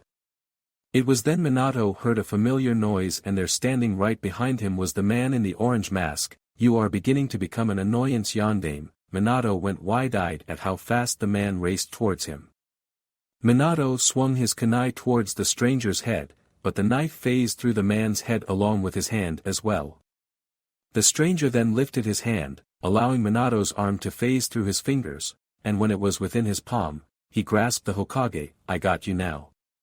Time to disappear, the man started to use his strange vortex to suck him in. Minato used his chakra to reach out for one of the seals that he had around Konoha. He quickly found one, and he flashed to it, leaving the masked man by himself again out of my grasp. "I will reach my goal even if you are in the way, sensei." The man then disappeared into a vortex. Uzumaki Namikaze's residence. Minato appeared back at the shack that was once his workshop. He can become solid and intangible at will. Minato dusted himself off and took a second to read his surroundings, scanning where all his kunai scattered after the explosion in his workshop. The kunai were spread out thoroughly. Minato had pulled out a kunai from his coat when he sensed a spike in chakra around him. The vortex behind Minato produced the masked man. "I might get only one shot at him." Minato got into a fighting stance and was ready for the masked man to attack. The masked man produced a pair of shackles from one of his sleeves. "I will admit you live up the reputation, Kiroi Senko," the stranger said as he puts on the shackles. "I am going to enjoy destroying this village, and nothing you or anyone else will stop me." He stretched the chains by widened his arms, getting a feel for how long they were. "I will kill you, and after I let the Kyuubi finish destroying the village you love so much, I will let it have your wife and children as a reward," the stranger mocked the yondaime. Minato's eyes narrowed as his rage peaked, his killing intent leaked in the wooded area. The masked man rushed at Minato quickly. Minato swiped his kunai at him, but again he phased through him. The masked man didn't stop with just phasing through the knife, he kept going through until he was through Minato, and the chains were coming fast. Minato reacted by jumping to a marked kunai that was embedded into a nearby tree. Minato looked down at the man with a calculative eye. Minato rushed at the man with a basketball-sized ball of chakra in his hand. Rasengan, the ball of chakra went through the man as well. The chains nearly wrapped around Minato again, but he jumped to different kunai across the field they were in. Minato continued to try to land any blows with his kunai and jutsu, but all the attacks were ineffective. Minato flashed to a few more kunai, picking them up along the way. Minato then threw the kunai directly at the stranger. The stranger stayed still, letting the object phase through him like a specter. Minato procked to do hand signs, then in his hand sparked electricity arcing between his palms. He pulled out a Hiraishin kunai and channeled another Hiraishin, Dorai, then he finished the lightning technique, Raitun, Jibashi. The combination jutsu created a vortex of lightning splashing in every direction, arcing off trees and cutting up the ground. The masked man did something different this time. He phased through some of the arcs of electricity, and then he danced around some of them, and then, after a few seconds, went back to phasing. Minato's eyes widened at this observation and began to calculate a plan towards getting to this man. Minato narrowed his eyes and threw the Hiraishin kunai in his hand at the masked man with lightning-fast speed. The masked man let the flying knife phase through him. Then the man saw Minato rushing after the kunai with another Rasengan in his hand. The masked man was not idle either. He rushed forward, letting the kunai phase through him. He reached out to Minato, letting him get closer and closer. When he reached, "I win," victory was cut short when Minato flashed, Hiraishin, and "I know Dan." Minato drove a Rasengan into the man's back. The man let out a groan of pain but retaliated by wrapping the shackle chains around Minato's extended arm. Minato tried to jump to another marker, but he started to feel himself being pulled into a vortex along with the masked man. "Let go." Minato swung his knife in a slashing motion to try and get away from the man. To Minato's surprise, the man didn't let the attack phase through him like he usually did, but the knife made contact and sliced deep diagonally from shoulder to opposite side stomach. No blood fell from the stranger's body. "I have you now." Minato started to feel his body begin to be pulled into a vortex. He tried to jump to another kunai marker. However, to his shock, when Minato tired, he and the man jumped to the kunai marker, and Minato was still be sucked into the vortex. Minato and the man began to travel to wherever the man decided to take them, but before they could arrive, Minato made one final last-ditch effort to get away. He threw the kunai he had in his hand out of the vortex as it was almost finishing to close. Minato channeled as much chakra as he could into the technique. The two jutsu's powers fought for control of the destination that they were being teleported to.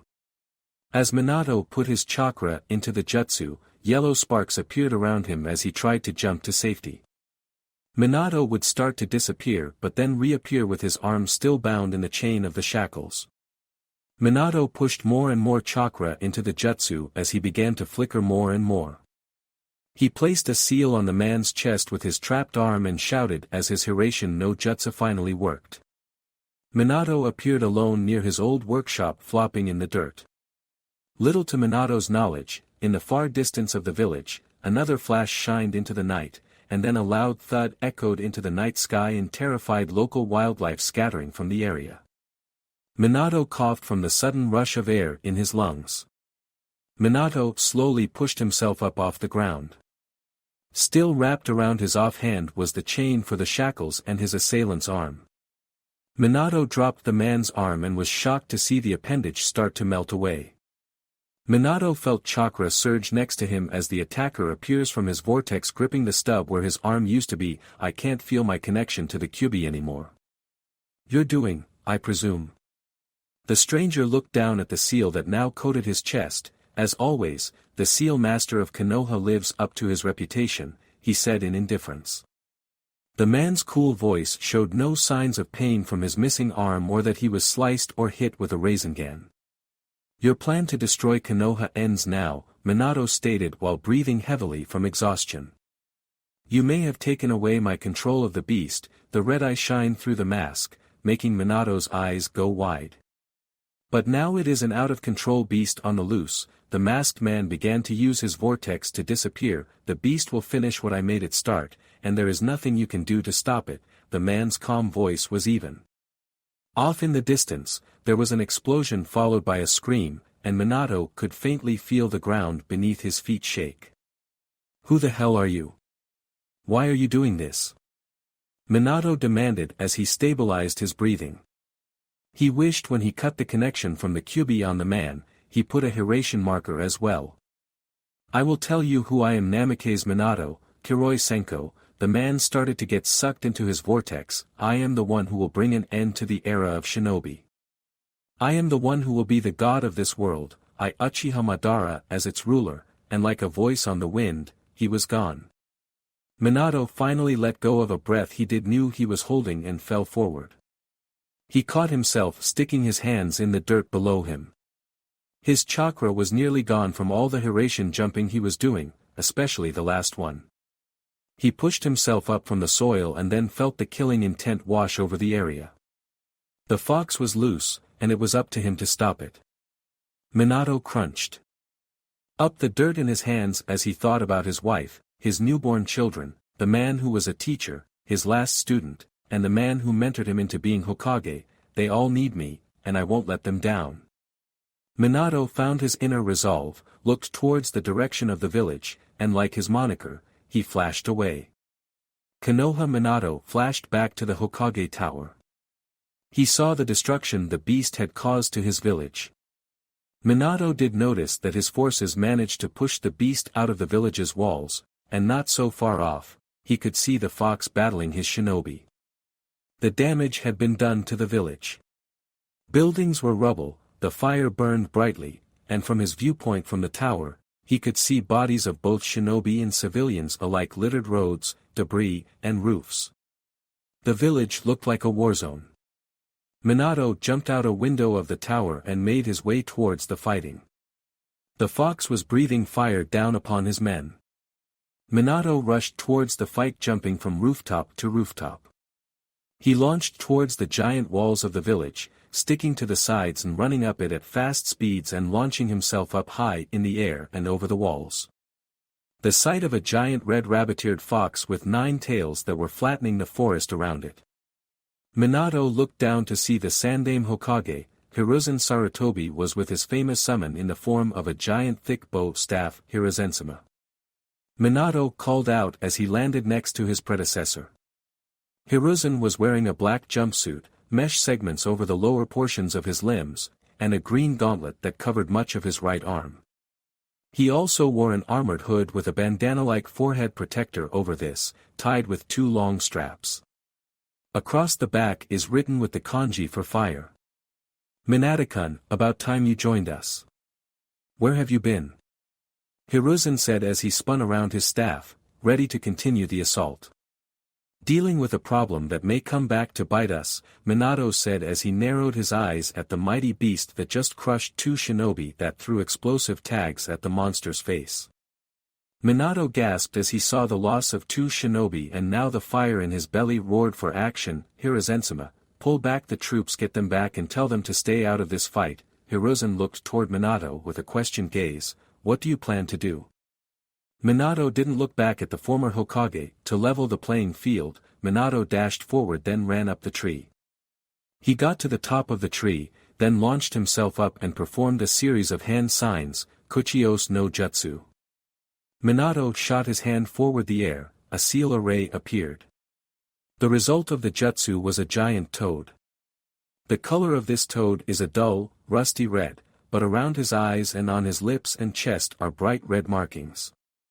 He wears a large blue happy vest that has the kanji for oil. This was the boss summon of the toads, Gamabunta. Gamabunta slammed down on top of the Kyuubi. Minatogaki, what's the big idea summoning in the air like? The Kyuubi was not happy with the giant toad landing on it and went to shot a Baijidama at the giant toad. Gamabunta was quick to react, leaping high in the air and then landing far enough out of reach of the mighty beast. Minato, what the hell happened? Why is this beast out of its cage? Minato was now Gamabunta's head, standing high above all as he was ready to face the mighty beast that made this night a night to remember. The ninja below looked towards their leader as he stood his ground and was now about to battle with a mighty demon by himself. The scene caused many shinobi to cheer and rally, their morale high again. Minato looked out towards the beast. Gamabunta-sama, a man ripped it out of Kushinachen. I need your help to put away again, Minato asked his friend. What do you need me to do, Minato? The toad pulled out his giant dosu blade in a reverse grip, not taking his eyes off the monster. Give me time. Minato flashed away, leaving the toad with the fox. Gamabunta leaped at the fox, knife raised, giving a battle cry. Uzumaki Namikaze's residence. Moments earlier, Kushina and her children were still in the bed Minato placed them in. Kushina was holding her boys in her arms as they cuddled and fed from her breasts. Her daughter was in the arms of Tsunade, who was cooing and making babbling noises. Kushina noticed her oldest dark-haired child had stopped with his feeding. So when you're done, huh?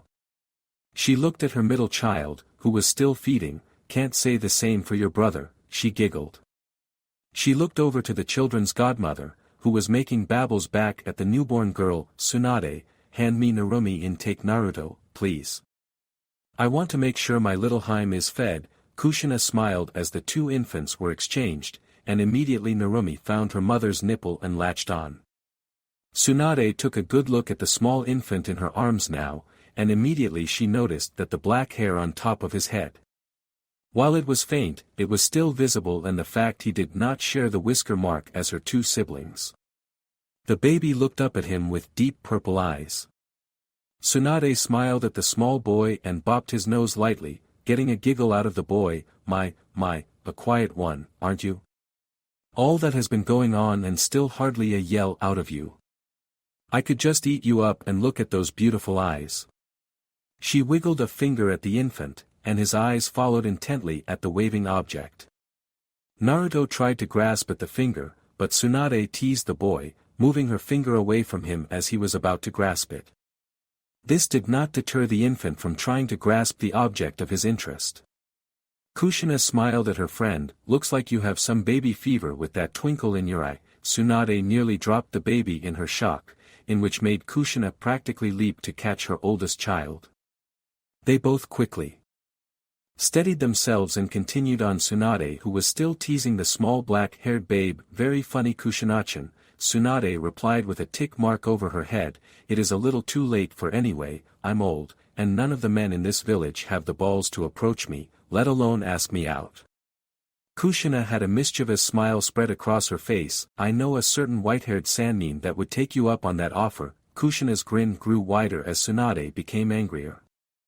Tsunade finally relented as she let the infant grip her finger and let him pull and put it in his mouth. "In that pervert's wildest and wettest dreams," Tsunade retorted back at the younger woman. Tsunade had known of Jiraiya's love for her, the problem was there was too much awkwardness for her. She first chased after her Rouge ex-teammate, and then there was her first love Dan, whom she fell in love after meeting just one night. After Dan had died, Tsunade went into a deep spiraling depression, where the only comfort was found at a casino and the bottom of a bottle. She rejected his help every time he would come to comfort her. The idea of now going to Jiraiya just felt like using him as a rebound or a fallback guy, and that was not what she wanted out of their relationship. He deserved better than that. Kushina was laughing now, her pain from earlier has dulled thanks to Tsunade's healing jutsu. "Speaking of the old pervert, any word back from him?" she asked in a somber tone. She could feel as the house shook every now and then, but it became less frequent over time. She and Tsunade sat in silence except for the occasional noise of her children. That was then Minato appeared in the nursery with his famous jutsu. The sound of the jutsu startled the two younger children. Kushina looked up, hoping to hear what she wanted to hear, but he remained silent, so she asked, "Minato-kun. Is it over?" she asked. She looked at his face, and from knowing him for years knew the look. His brow was forwards, and his eyes were closed. He was thinking. "Minato, what is going on?" she asked and was again answered with nothing but silence. "Minato, is the Kyuubi gone?" "Silence, Minato, answer me." Kushina's outburst caused her children to cry from the yell. The sound of his wife yelling and his children crying brought him out of his thoughts. He had come up with a plan and his wife was not going to like it. "No, the Kyuubi is still on a rampage," he started. He looks toward Tsunade. "Any word back from sensei?" he asked. Tsunade shook her head, and he let out a sigh. "I have a plan. I am going to seal the Kyuubi again." Minato looked towards Kushina. Kushina then looked him in the eyes and gave a sad smile. "I guess that should be the ending to this night." She brought her children to her chest, hugging them close. "I am going to miss all you, but I will always be with you." She spoke to her oldest, "You take care of them, Naruto, be a good ototo to your siblings," with some soft sobs. She recollected herself. She then looked at her husband. "I'm ready. Let's go." It was then she noticed where her husband was looking. Her maternal instincts kicked in. "No, not them. Minato, don't you dare." She brought the children closer to her chest as tight as she could without hurting them.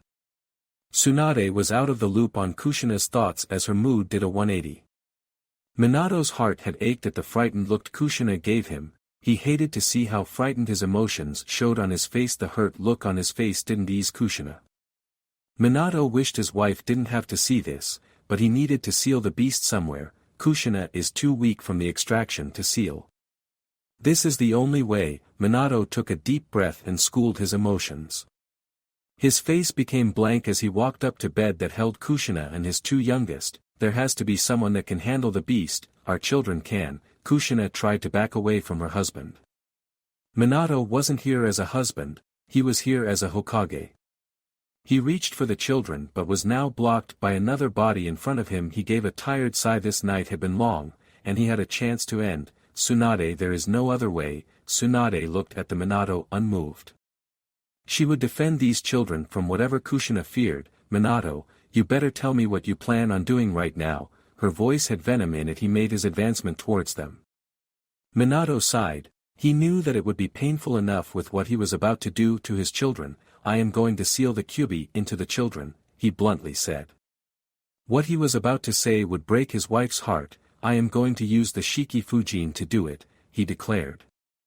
Kushina jumped out of her bed, leaving her two youngest in the bed. She was ready to kill her husband before he could do it to himself. Kushina had tears running down her eyes as she began to pound on his chest while sobbing. I can't ask anyone else to do what needs to be done." Minato's voice was softer now as he allowed his wife to vent her anger. Kushina grabbed him by the collar of his torn jacket and was in his face. "Listen to me, you baka. You will not do that to me. You will not leave your children or me when we just became a family." Her yelling caused the two youngest children to cry. Tsunade stood with Naruto in her arms as a barrier between the husband and wife duo and their children.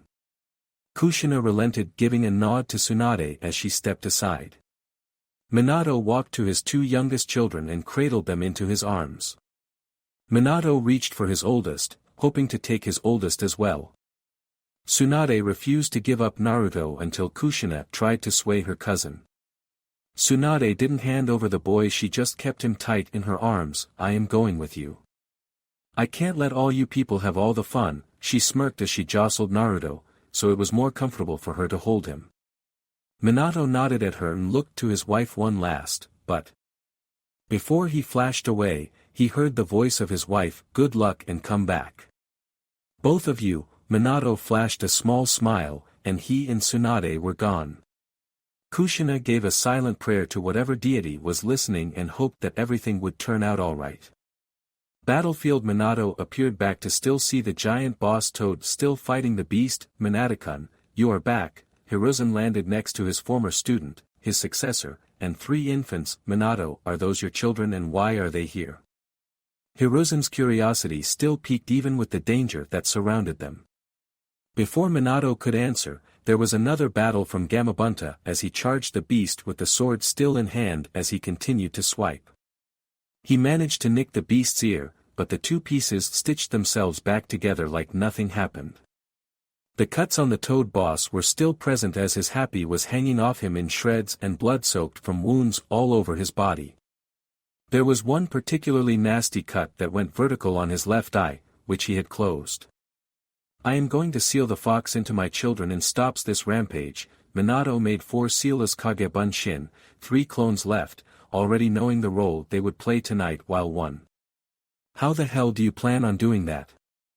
Hiruzen asked as the sounds of battle were heard around them.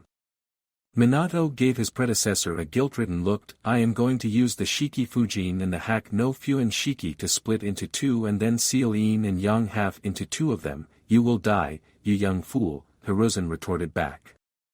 "I know, but I will die knowing the village and my family are safe." Minato nodded to the clone that stayed behind, giving it a silent command to proceed with the plan he had formed. Minato then did another set of hand signs, Kuchios no Jutsu. A black and orange toad with dark markings around his eyes, mouth, and a circular mark just below his mouth appeared. This was Geratora, a scroll toad. His abdomen can extend to reveal a scroll which when concealed, gives him the appearance of wearing an obi. "Minato-sama, what do you need?" Geratora inquired. "I am giving you the key to a seal I need to be kept guarded," Minato stated. "Of course, Minato-sama," bowed Geratora and then unrolled his scroll body. Minato placed his hand on the part of the scroll. The seal key in the shape of a swirl that can either strengthen or altogether remove the seal when needed.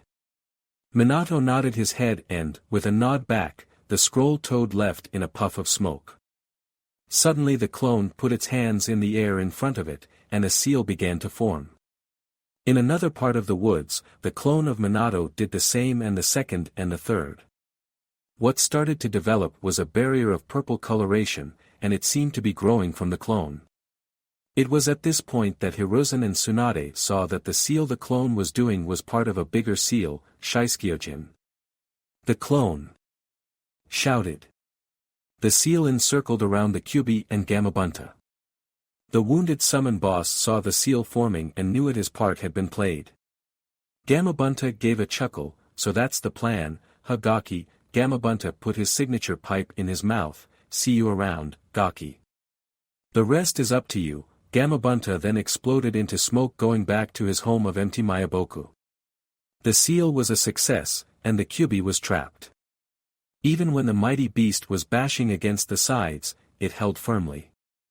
Minato took a deep breath and began to take his youngest children into the seal. "Time to end this nightmare." Minato said sadly as he cradled his youngest children in his arms. He was just about to cross into the seal when he felt a pressure on his neck, and his world turned black. Hiruzen quickly recovered the falling children from the now passed-out father. Hiruzen managed to swiftly catch both children and Minato. Gently laying his successor on the ground, he began to move towards the beast within the seal. Tsunade, still holding Naruto, was shocked at what she had witnessed. "Sensei. Why the hell did you do that?" She looked at him and saw not the shinobi no kami, but an old man with a tired smile on his face. "Tsunade, you and Jiraiya, I leave you two knowing that I accomplished something right as a teacher." Hiruzen shed a small tear. "I won't be able to see my son become the shinobi he wants to be. I won't be there to walk my daughter down the aisle or see my grandchildren." He made eye contact with her. "I see what a beautiful, strong, compassionate woman you have become. You were always the glue that held people together in their darkest times, even when you were swallowed by your own darkness." Hiruzen then turns away from her and begins to walk towards the fate he made for himself. "Tell the young fool when he wakes, it was not his time." Tsunade was in tears as her sensei walked off into the sealed area with the giant fox. Tsunade had lost her family, her lover, and now she was going to add another loss she would have to bear. Tsunade was in tears as the bundle in her arms remained silent, oblivious to the world. Inside Shisekyojin, Hiruzen finished jumping across the trees as he landed in front of the Kyubi.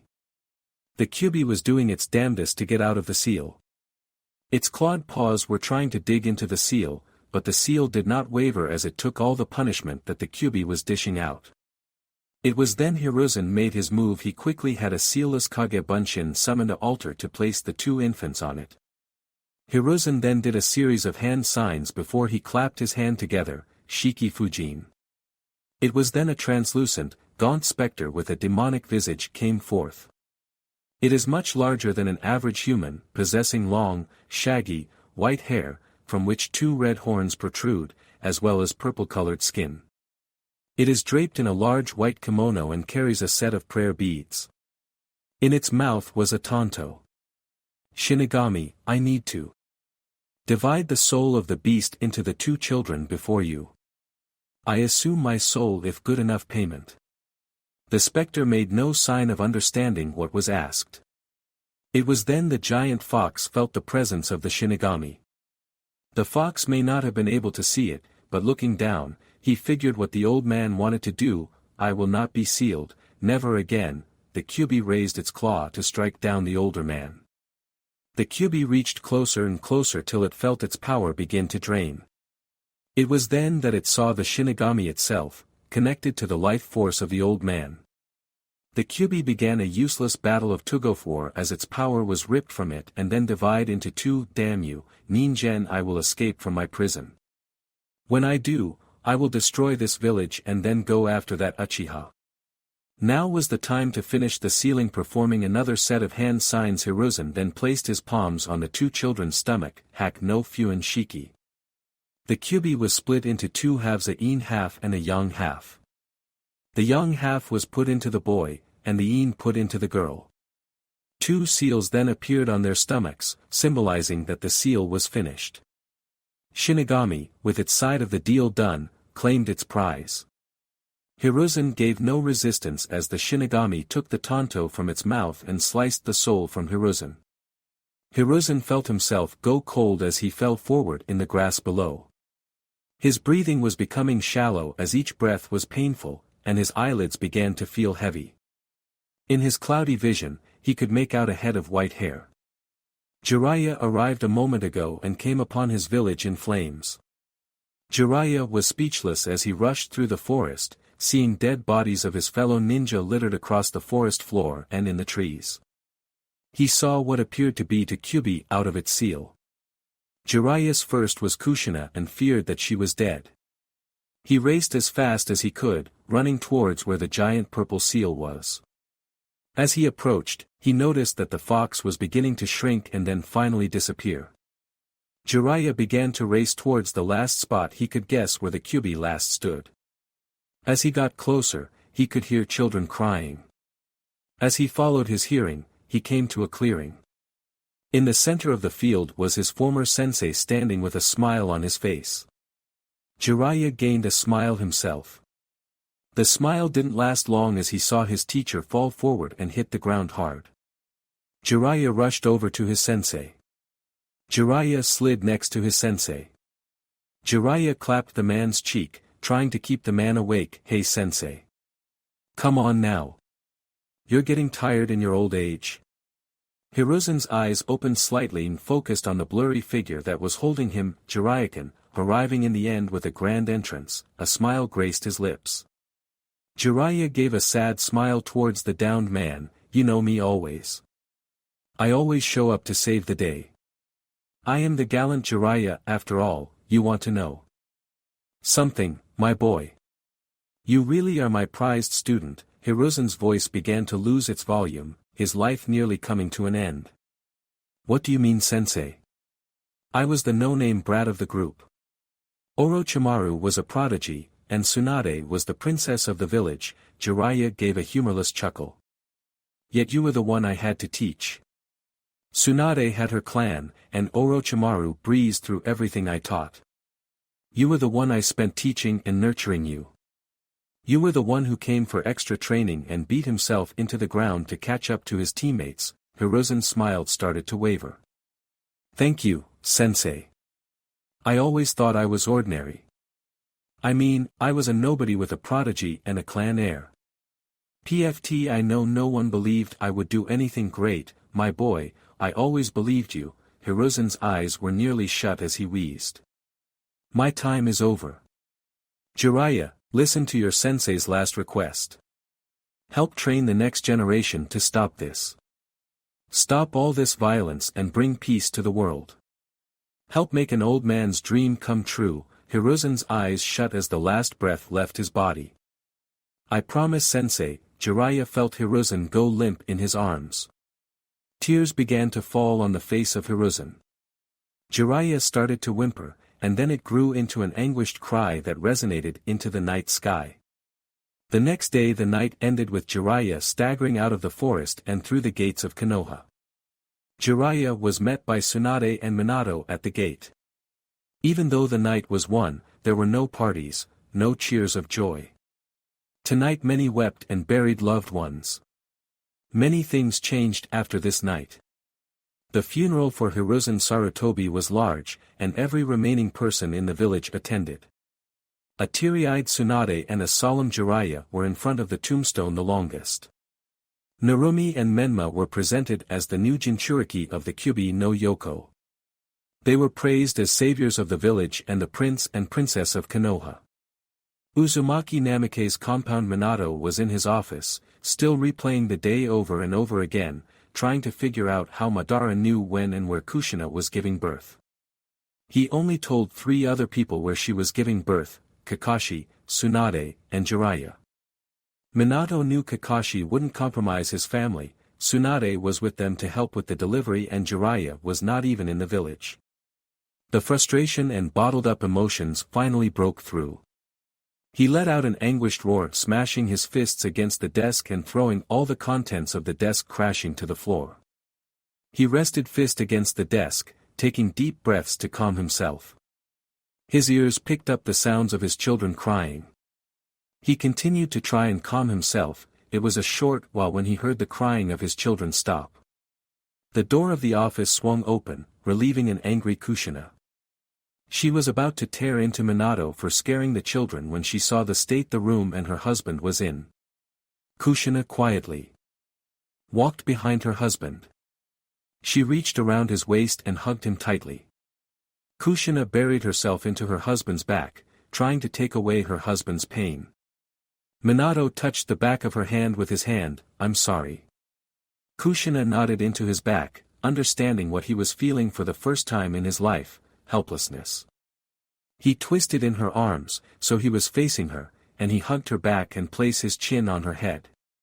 He rubbed her back and made a silent vow: I will protect you.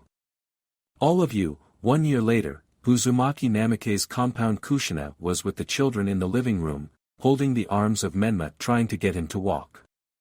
The living room housed a white couch and a rug that was under a glass table that had a flower-filled vase. In the corner was a bookshelf that housed family photos and children's books. On blanket near the center of the room was Narumi, who was in the midst of babbling at a stuffed toad that was given to her by the children's godfather. In another part of the room, young Naruto with his dark hair and little blue onesie was crawling on the floor near the couch. Kushina was the only one in the house as Minato was at Hokage Tower. She was so focused on her youngest son at the moment she did not notice Naruto inching close towards the couch in the room. Come now Menma-can, you can do it, walk for Kazan. The babe though was having none of it. Menma began to cry at the use of his leg and arm muscles from trying to stand and hold on to his mother's arms. Now, don't cry, Menma-can. Alright, let's set you down. She placed the small babe on the ground, but that was a mistake. As soon he sat on the ground, Menma wailed louder and reached for his mother to hold him. Kushina gave a sigh and then a grunt from picking up her youngest son. She smiled at the baby now in her arms, who buried himself into his mother's shoulder. You are such a coddler. She then blew raspberries on his cheek, sending the infant into a fit of giggles. She then turned around. I think it is time for lunch. How about we get Ototo and Amato, and we have some ram? Kushina stopped mid-sentence looking at her oldest child using the couch to stand. Kushina placed her youngest son next to her daughter and went over to her son, who looked up at her with big violet eyes. Look at Naruto. Already standing by yourself. Firstborn first to stand, huh? Naruto tilted his head sideways not understanding what was being said to him. You are just adorable. Now come on, let's go get something to eat. As she reached out to grab him he started to shuffle away from towards the other end of the couch. Kushina was flabbergasted as the infant shuffled away from her. She went to grab and missed. When Naruto had nowhere else to go since he was unable to hold himself without support. Naruto was then scooped up by his mother, who rubbed her cheek to his thought you could get away, huh? Don't worry, Kachan's got you now, the infant giggled as she walked him over to the high chair and placed him in. He was later followed by his sister and then his brother. It was a month later we find the three back in the living room with Kushina on the couch with a book in her hand with Narumi sitting on her lap, Naruto sitting on her left side, and Menma seated on her right. As she read the story to the children, she heard a word enter her ear, Kazan. Kushina froze as she looked at the spot where she heard it from. It was her oldest son, Naruto. What did you say? Naruto looked at her, giving a tilt to his head. Kushina waited for a second but then went back to reading thinking her ears played a trick on her. She continued to read until the word entered her ears again. This time Naruto had a finger pointed at Kushina, which made her get teary-eyed and hug her oldest. Your first words and they are my name. She hugged the boy with all her strength. When Minato got home, all he heard was his oldest calling out for his mother and Kushina holding the babe with a victory sign in her hand. Minato would have stayed listening to his wife comment on how the children are already calling her name before his. Later in the year, it was Narumi who called out her father and then Menma, who called out his mother. Kushina would brag about this moment for years to come. 2 years later at a park where the 3-year-old Uzumaki Namikaze triplets where their mother was supervising them from a park bench. The 2 youngest children were chasing around the oldest as he ran away from them. The park was relatively empty, leaving the triplets to do as they pleased. Kushina took a second to enjoy the time she had to herself as the children entertained themselves. Taking care of 3 hyperactive children was enough to put any parent through the ringer, but triplets were enough to make any parent's head spin. Kushina tilted her head back as a breeze rushed through the park. She closed her eyes and took a deep breath. Her husband would be late again, she knew because it was the beginning of the year, and the academy was starting up again. He was trying to push for a later graduation age back to 15 so that the students did run into battle and end up dead. Many people on the Shinobi Council called this a show of favoritism as the triplets were going to be starting the academy at 8 years old. He asked the simple question to them all, do you want to be the one to tell a parent or a sibling that their child or sibling died at the young age of 12? So now, implementing the new rule into the system, he had to start to track and see how the test students would fare. Kushina then looked up at the blue sky above with few clouds in them. She heard laughing and saw two of her children now on the swings. She looked around and scanned the playground for her oldest. Her heart nearly stopped as she could not find him.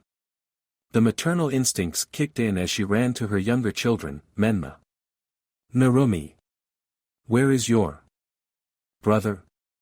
Menma answered first, he is not here, stating the obvious. Kushina spat back, so where is he? Menma was startled by the way his mother talked to him, he said he'd be right back, where did he go then? Kushina was not worried about the tone she was talking to her children or the fact she was scaring them. Narumi pointed out shakily towards the edge of the playground where many people were walking, he went that way Kachin, she stared wide-eyed at her mother with tears threatening to spill out. Nico, an umbu with a cat mask appeared next to Kushina. Without waiting for a response back from her one-time student, she barked an order, stay and watch them I got to go find Naruto. Nico again didn't have time to respond as Kushina dashed through the crowded street. Kushina quickly scanned the road as she ran down it. Usually, her ninja training would help, but she had one small problem. She was panicking, and the thoughts that were running through her mind were not helping. What if he got hurt? What if someone just took? What if an enemy ninja took him? What if they want him for ransom? What if he is dead? Kushina's thoughts were getting darker and darker as her heart raced. She spotted a mop of black hair and sprinted towards it with tears in her eyes. She got down one knee, Naruto. Thank Kami I found, she was cut off when she saw it was not her son, but a random boy gave the woman a confused look. The boy's mother quickly came over and pulled the boy away from the Hokage's wife. I am sorry, Kushina whispered to the woman as she got up quickly began to race around again until she came to a T-crossing in the road. Kushina promptly looked down, each one not knowing which path to follow. The panic and fear finally boiled over, causing Kushina to let out a scream, Naruto. Tears were streaming down her face as she started to hiccup from her crying. A crowd was beginning to form. She was about to choose a path when she felt a tug at her skirt. She looked down and were met with a pair of violet eyes filled with concern. Kachin. Why are you sad? Kushina immediately picked the boy up in her arms and held him close, sobbing into his shoulder. She sobbed for a few moments as the crowd dispersed, seeing the child and mother reunited. Kushina calmed herself as she then looked at the toddler in her arms. Naruto, what happened? Did someone take you? The toddler shook his head. Then why did you leave? Kushina asked quietly, the adrenaline leaving her body, and she was breathing normally. Naruto pointed towards the road straight ahead of them, and there were the gates of the village. I saw those big doors. He then looked at his mother with hope in his eyes. Can we go see? Naruto smiled at her. Kushina obliged the toddler with a smile as she walked to the gate with him still in her arms. She walked up to the point where they could see the giant forest that was at the mouth of the village. Naruto was awestruck as he saw what was beyond the village. Kushina couldn't help but smile at the Naruto as he craned his neck to see all he could. Even though the moment was enjoyable with her oldest, Kushina needed to speak. Naruto, I need you to look at me. The boy stopped his sightseeing and looked at his mother. You cannot run away from me like that, Kushina gave a stern voice.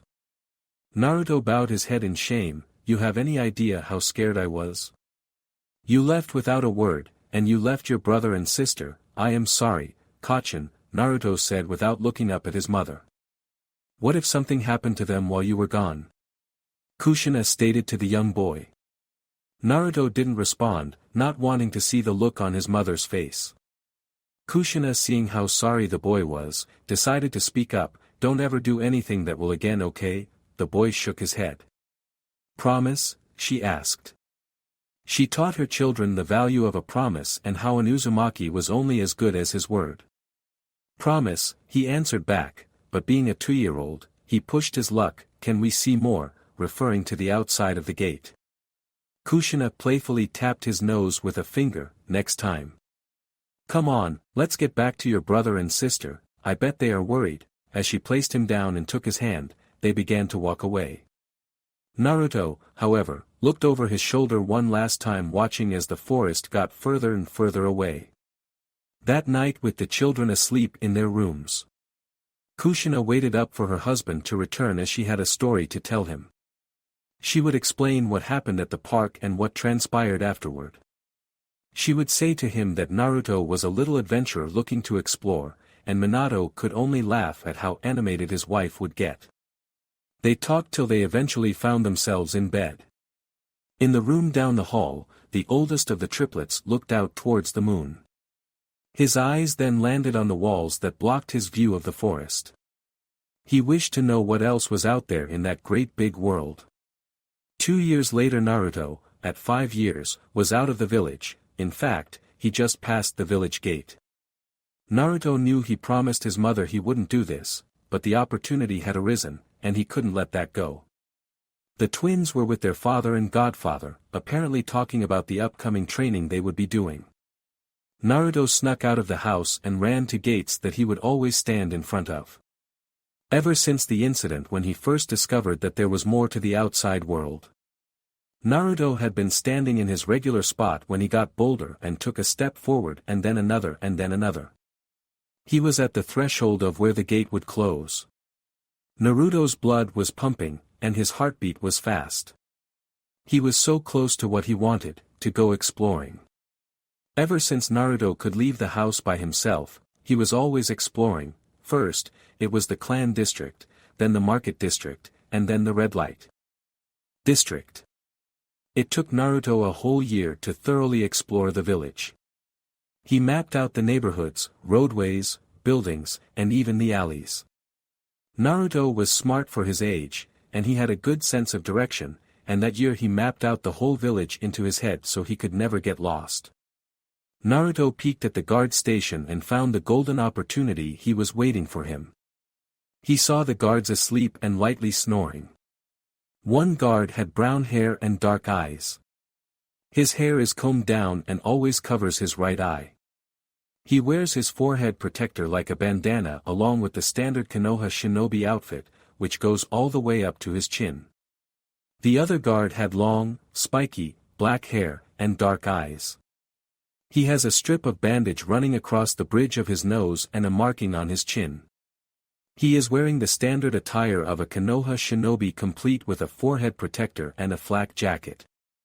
Naruto sidestepped, keeping his eyes on the guard post as he got further and further away until he was far enough away. Naruto turned his back on the guard station and ran. Naruto went right into the forest. Naruto, at first, was sprinting, zigzagging around trees and laughing. After a while, he continued further and further into the forest. Naruto was starting to get tired as he went from a full-on sprint to a jog until he was walking. Naruto looked around the forest, taking in the sights and sounds. He could smell water in the air and the smell of the woods around him. He could hear the sounds of birds chirping, and the occasional squirrel calls out.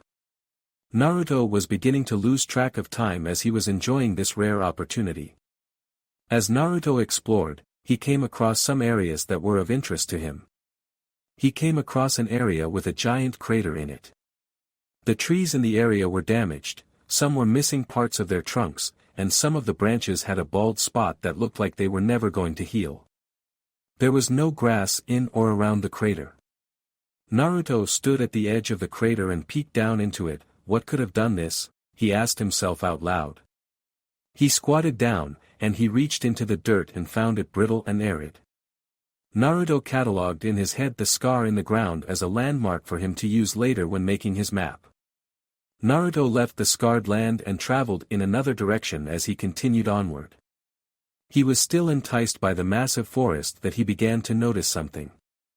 The birds had stopped chirping, and the area around him seemed to go still. Naruto started to walk slower as he tried to detect any sound around him. He came to another clearing, and what was there shocked him. There was a giant reptilian beast, that was the size of a building. It was as long as 2 of the face on Hokage Mountain. Its scales were copper in color. From the angle that Naruto could see, its wings were bat-like and as big as half its body. Its claws on the front and back were as long as a human arm. On top of its head and nose were horns. The horn on its nose was curved, giving it a scythe-like appearance, but it was thick like a rhino horn. There was a patch of ashen fur that was under its chin, showing its age. The horns its head were twisted, giving them a rigid look. There were patches on its back where scales were missing, especially on its back and face area. A scar ran down its right side eye, and the eye itself was clouded, showing it was blind. Naruto backed slowly as his heart raced.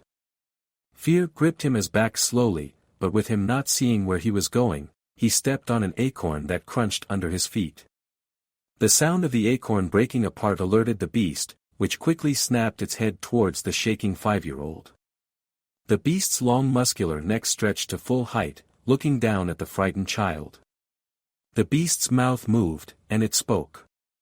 However, as it spoke, the words didn't match the movement of the lizard's lips. In a deep gravelly voice, it asked, "What are you doing out here alone, child?" Thank you for watching. I hope you enjoyed it. Make sure to like, share and subscribe. This is Raven Sage signing off.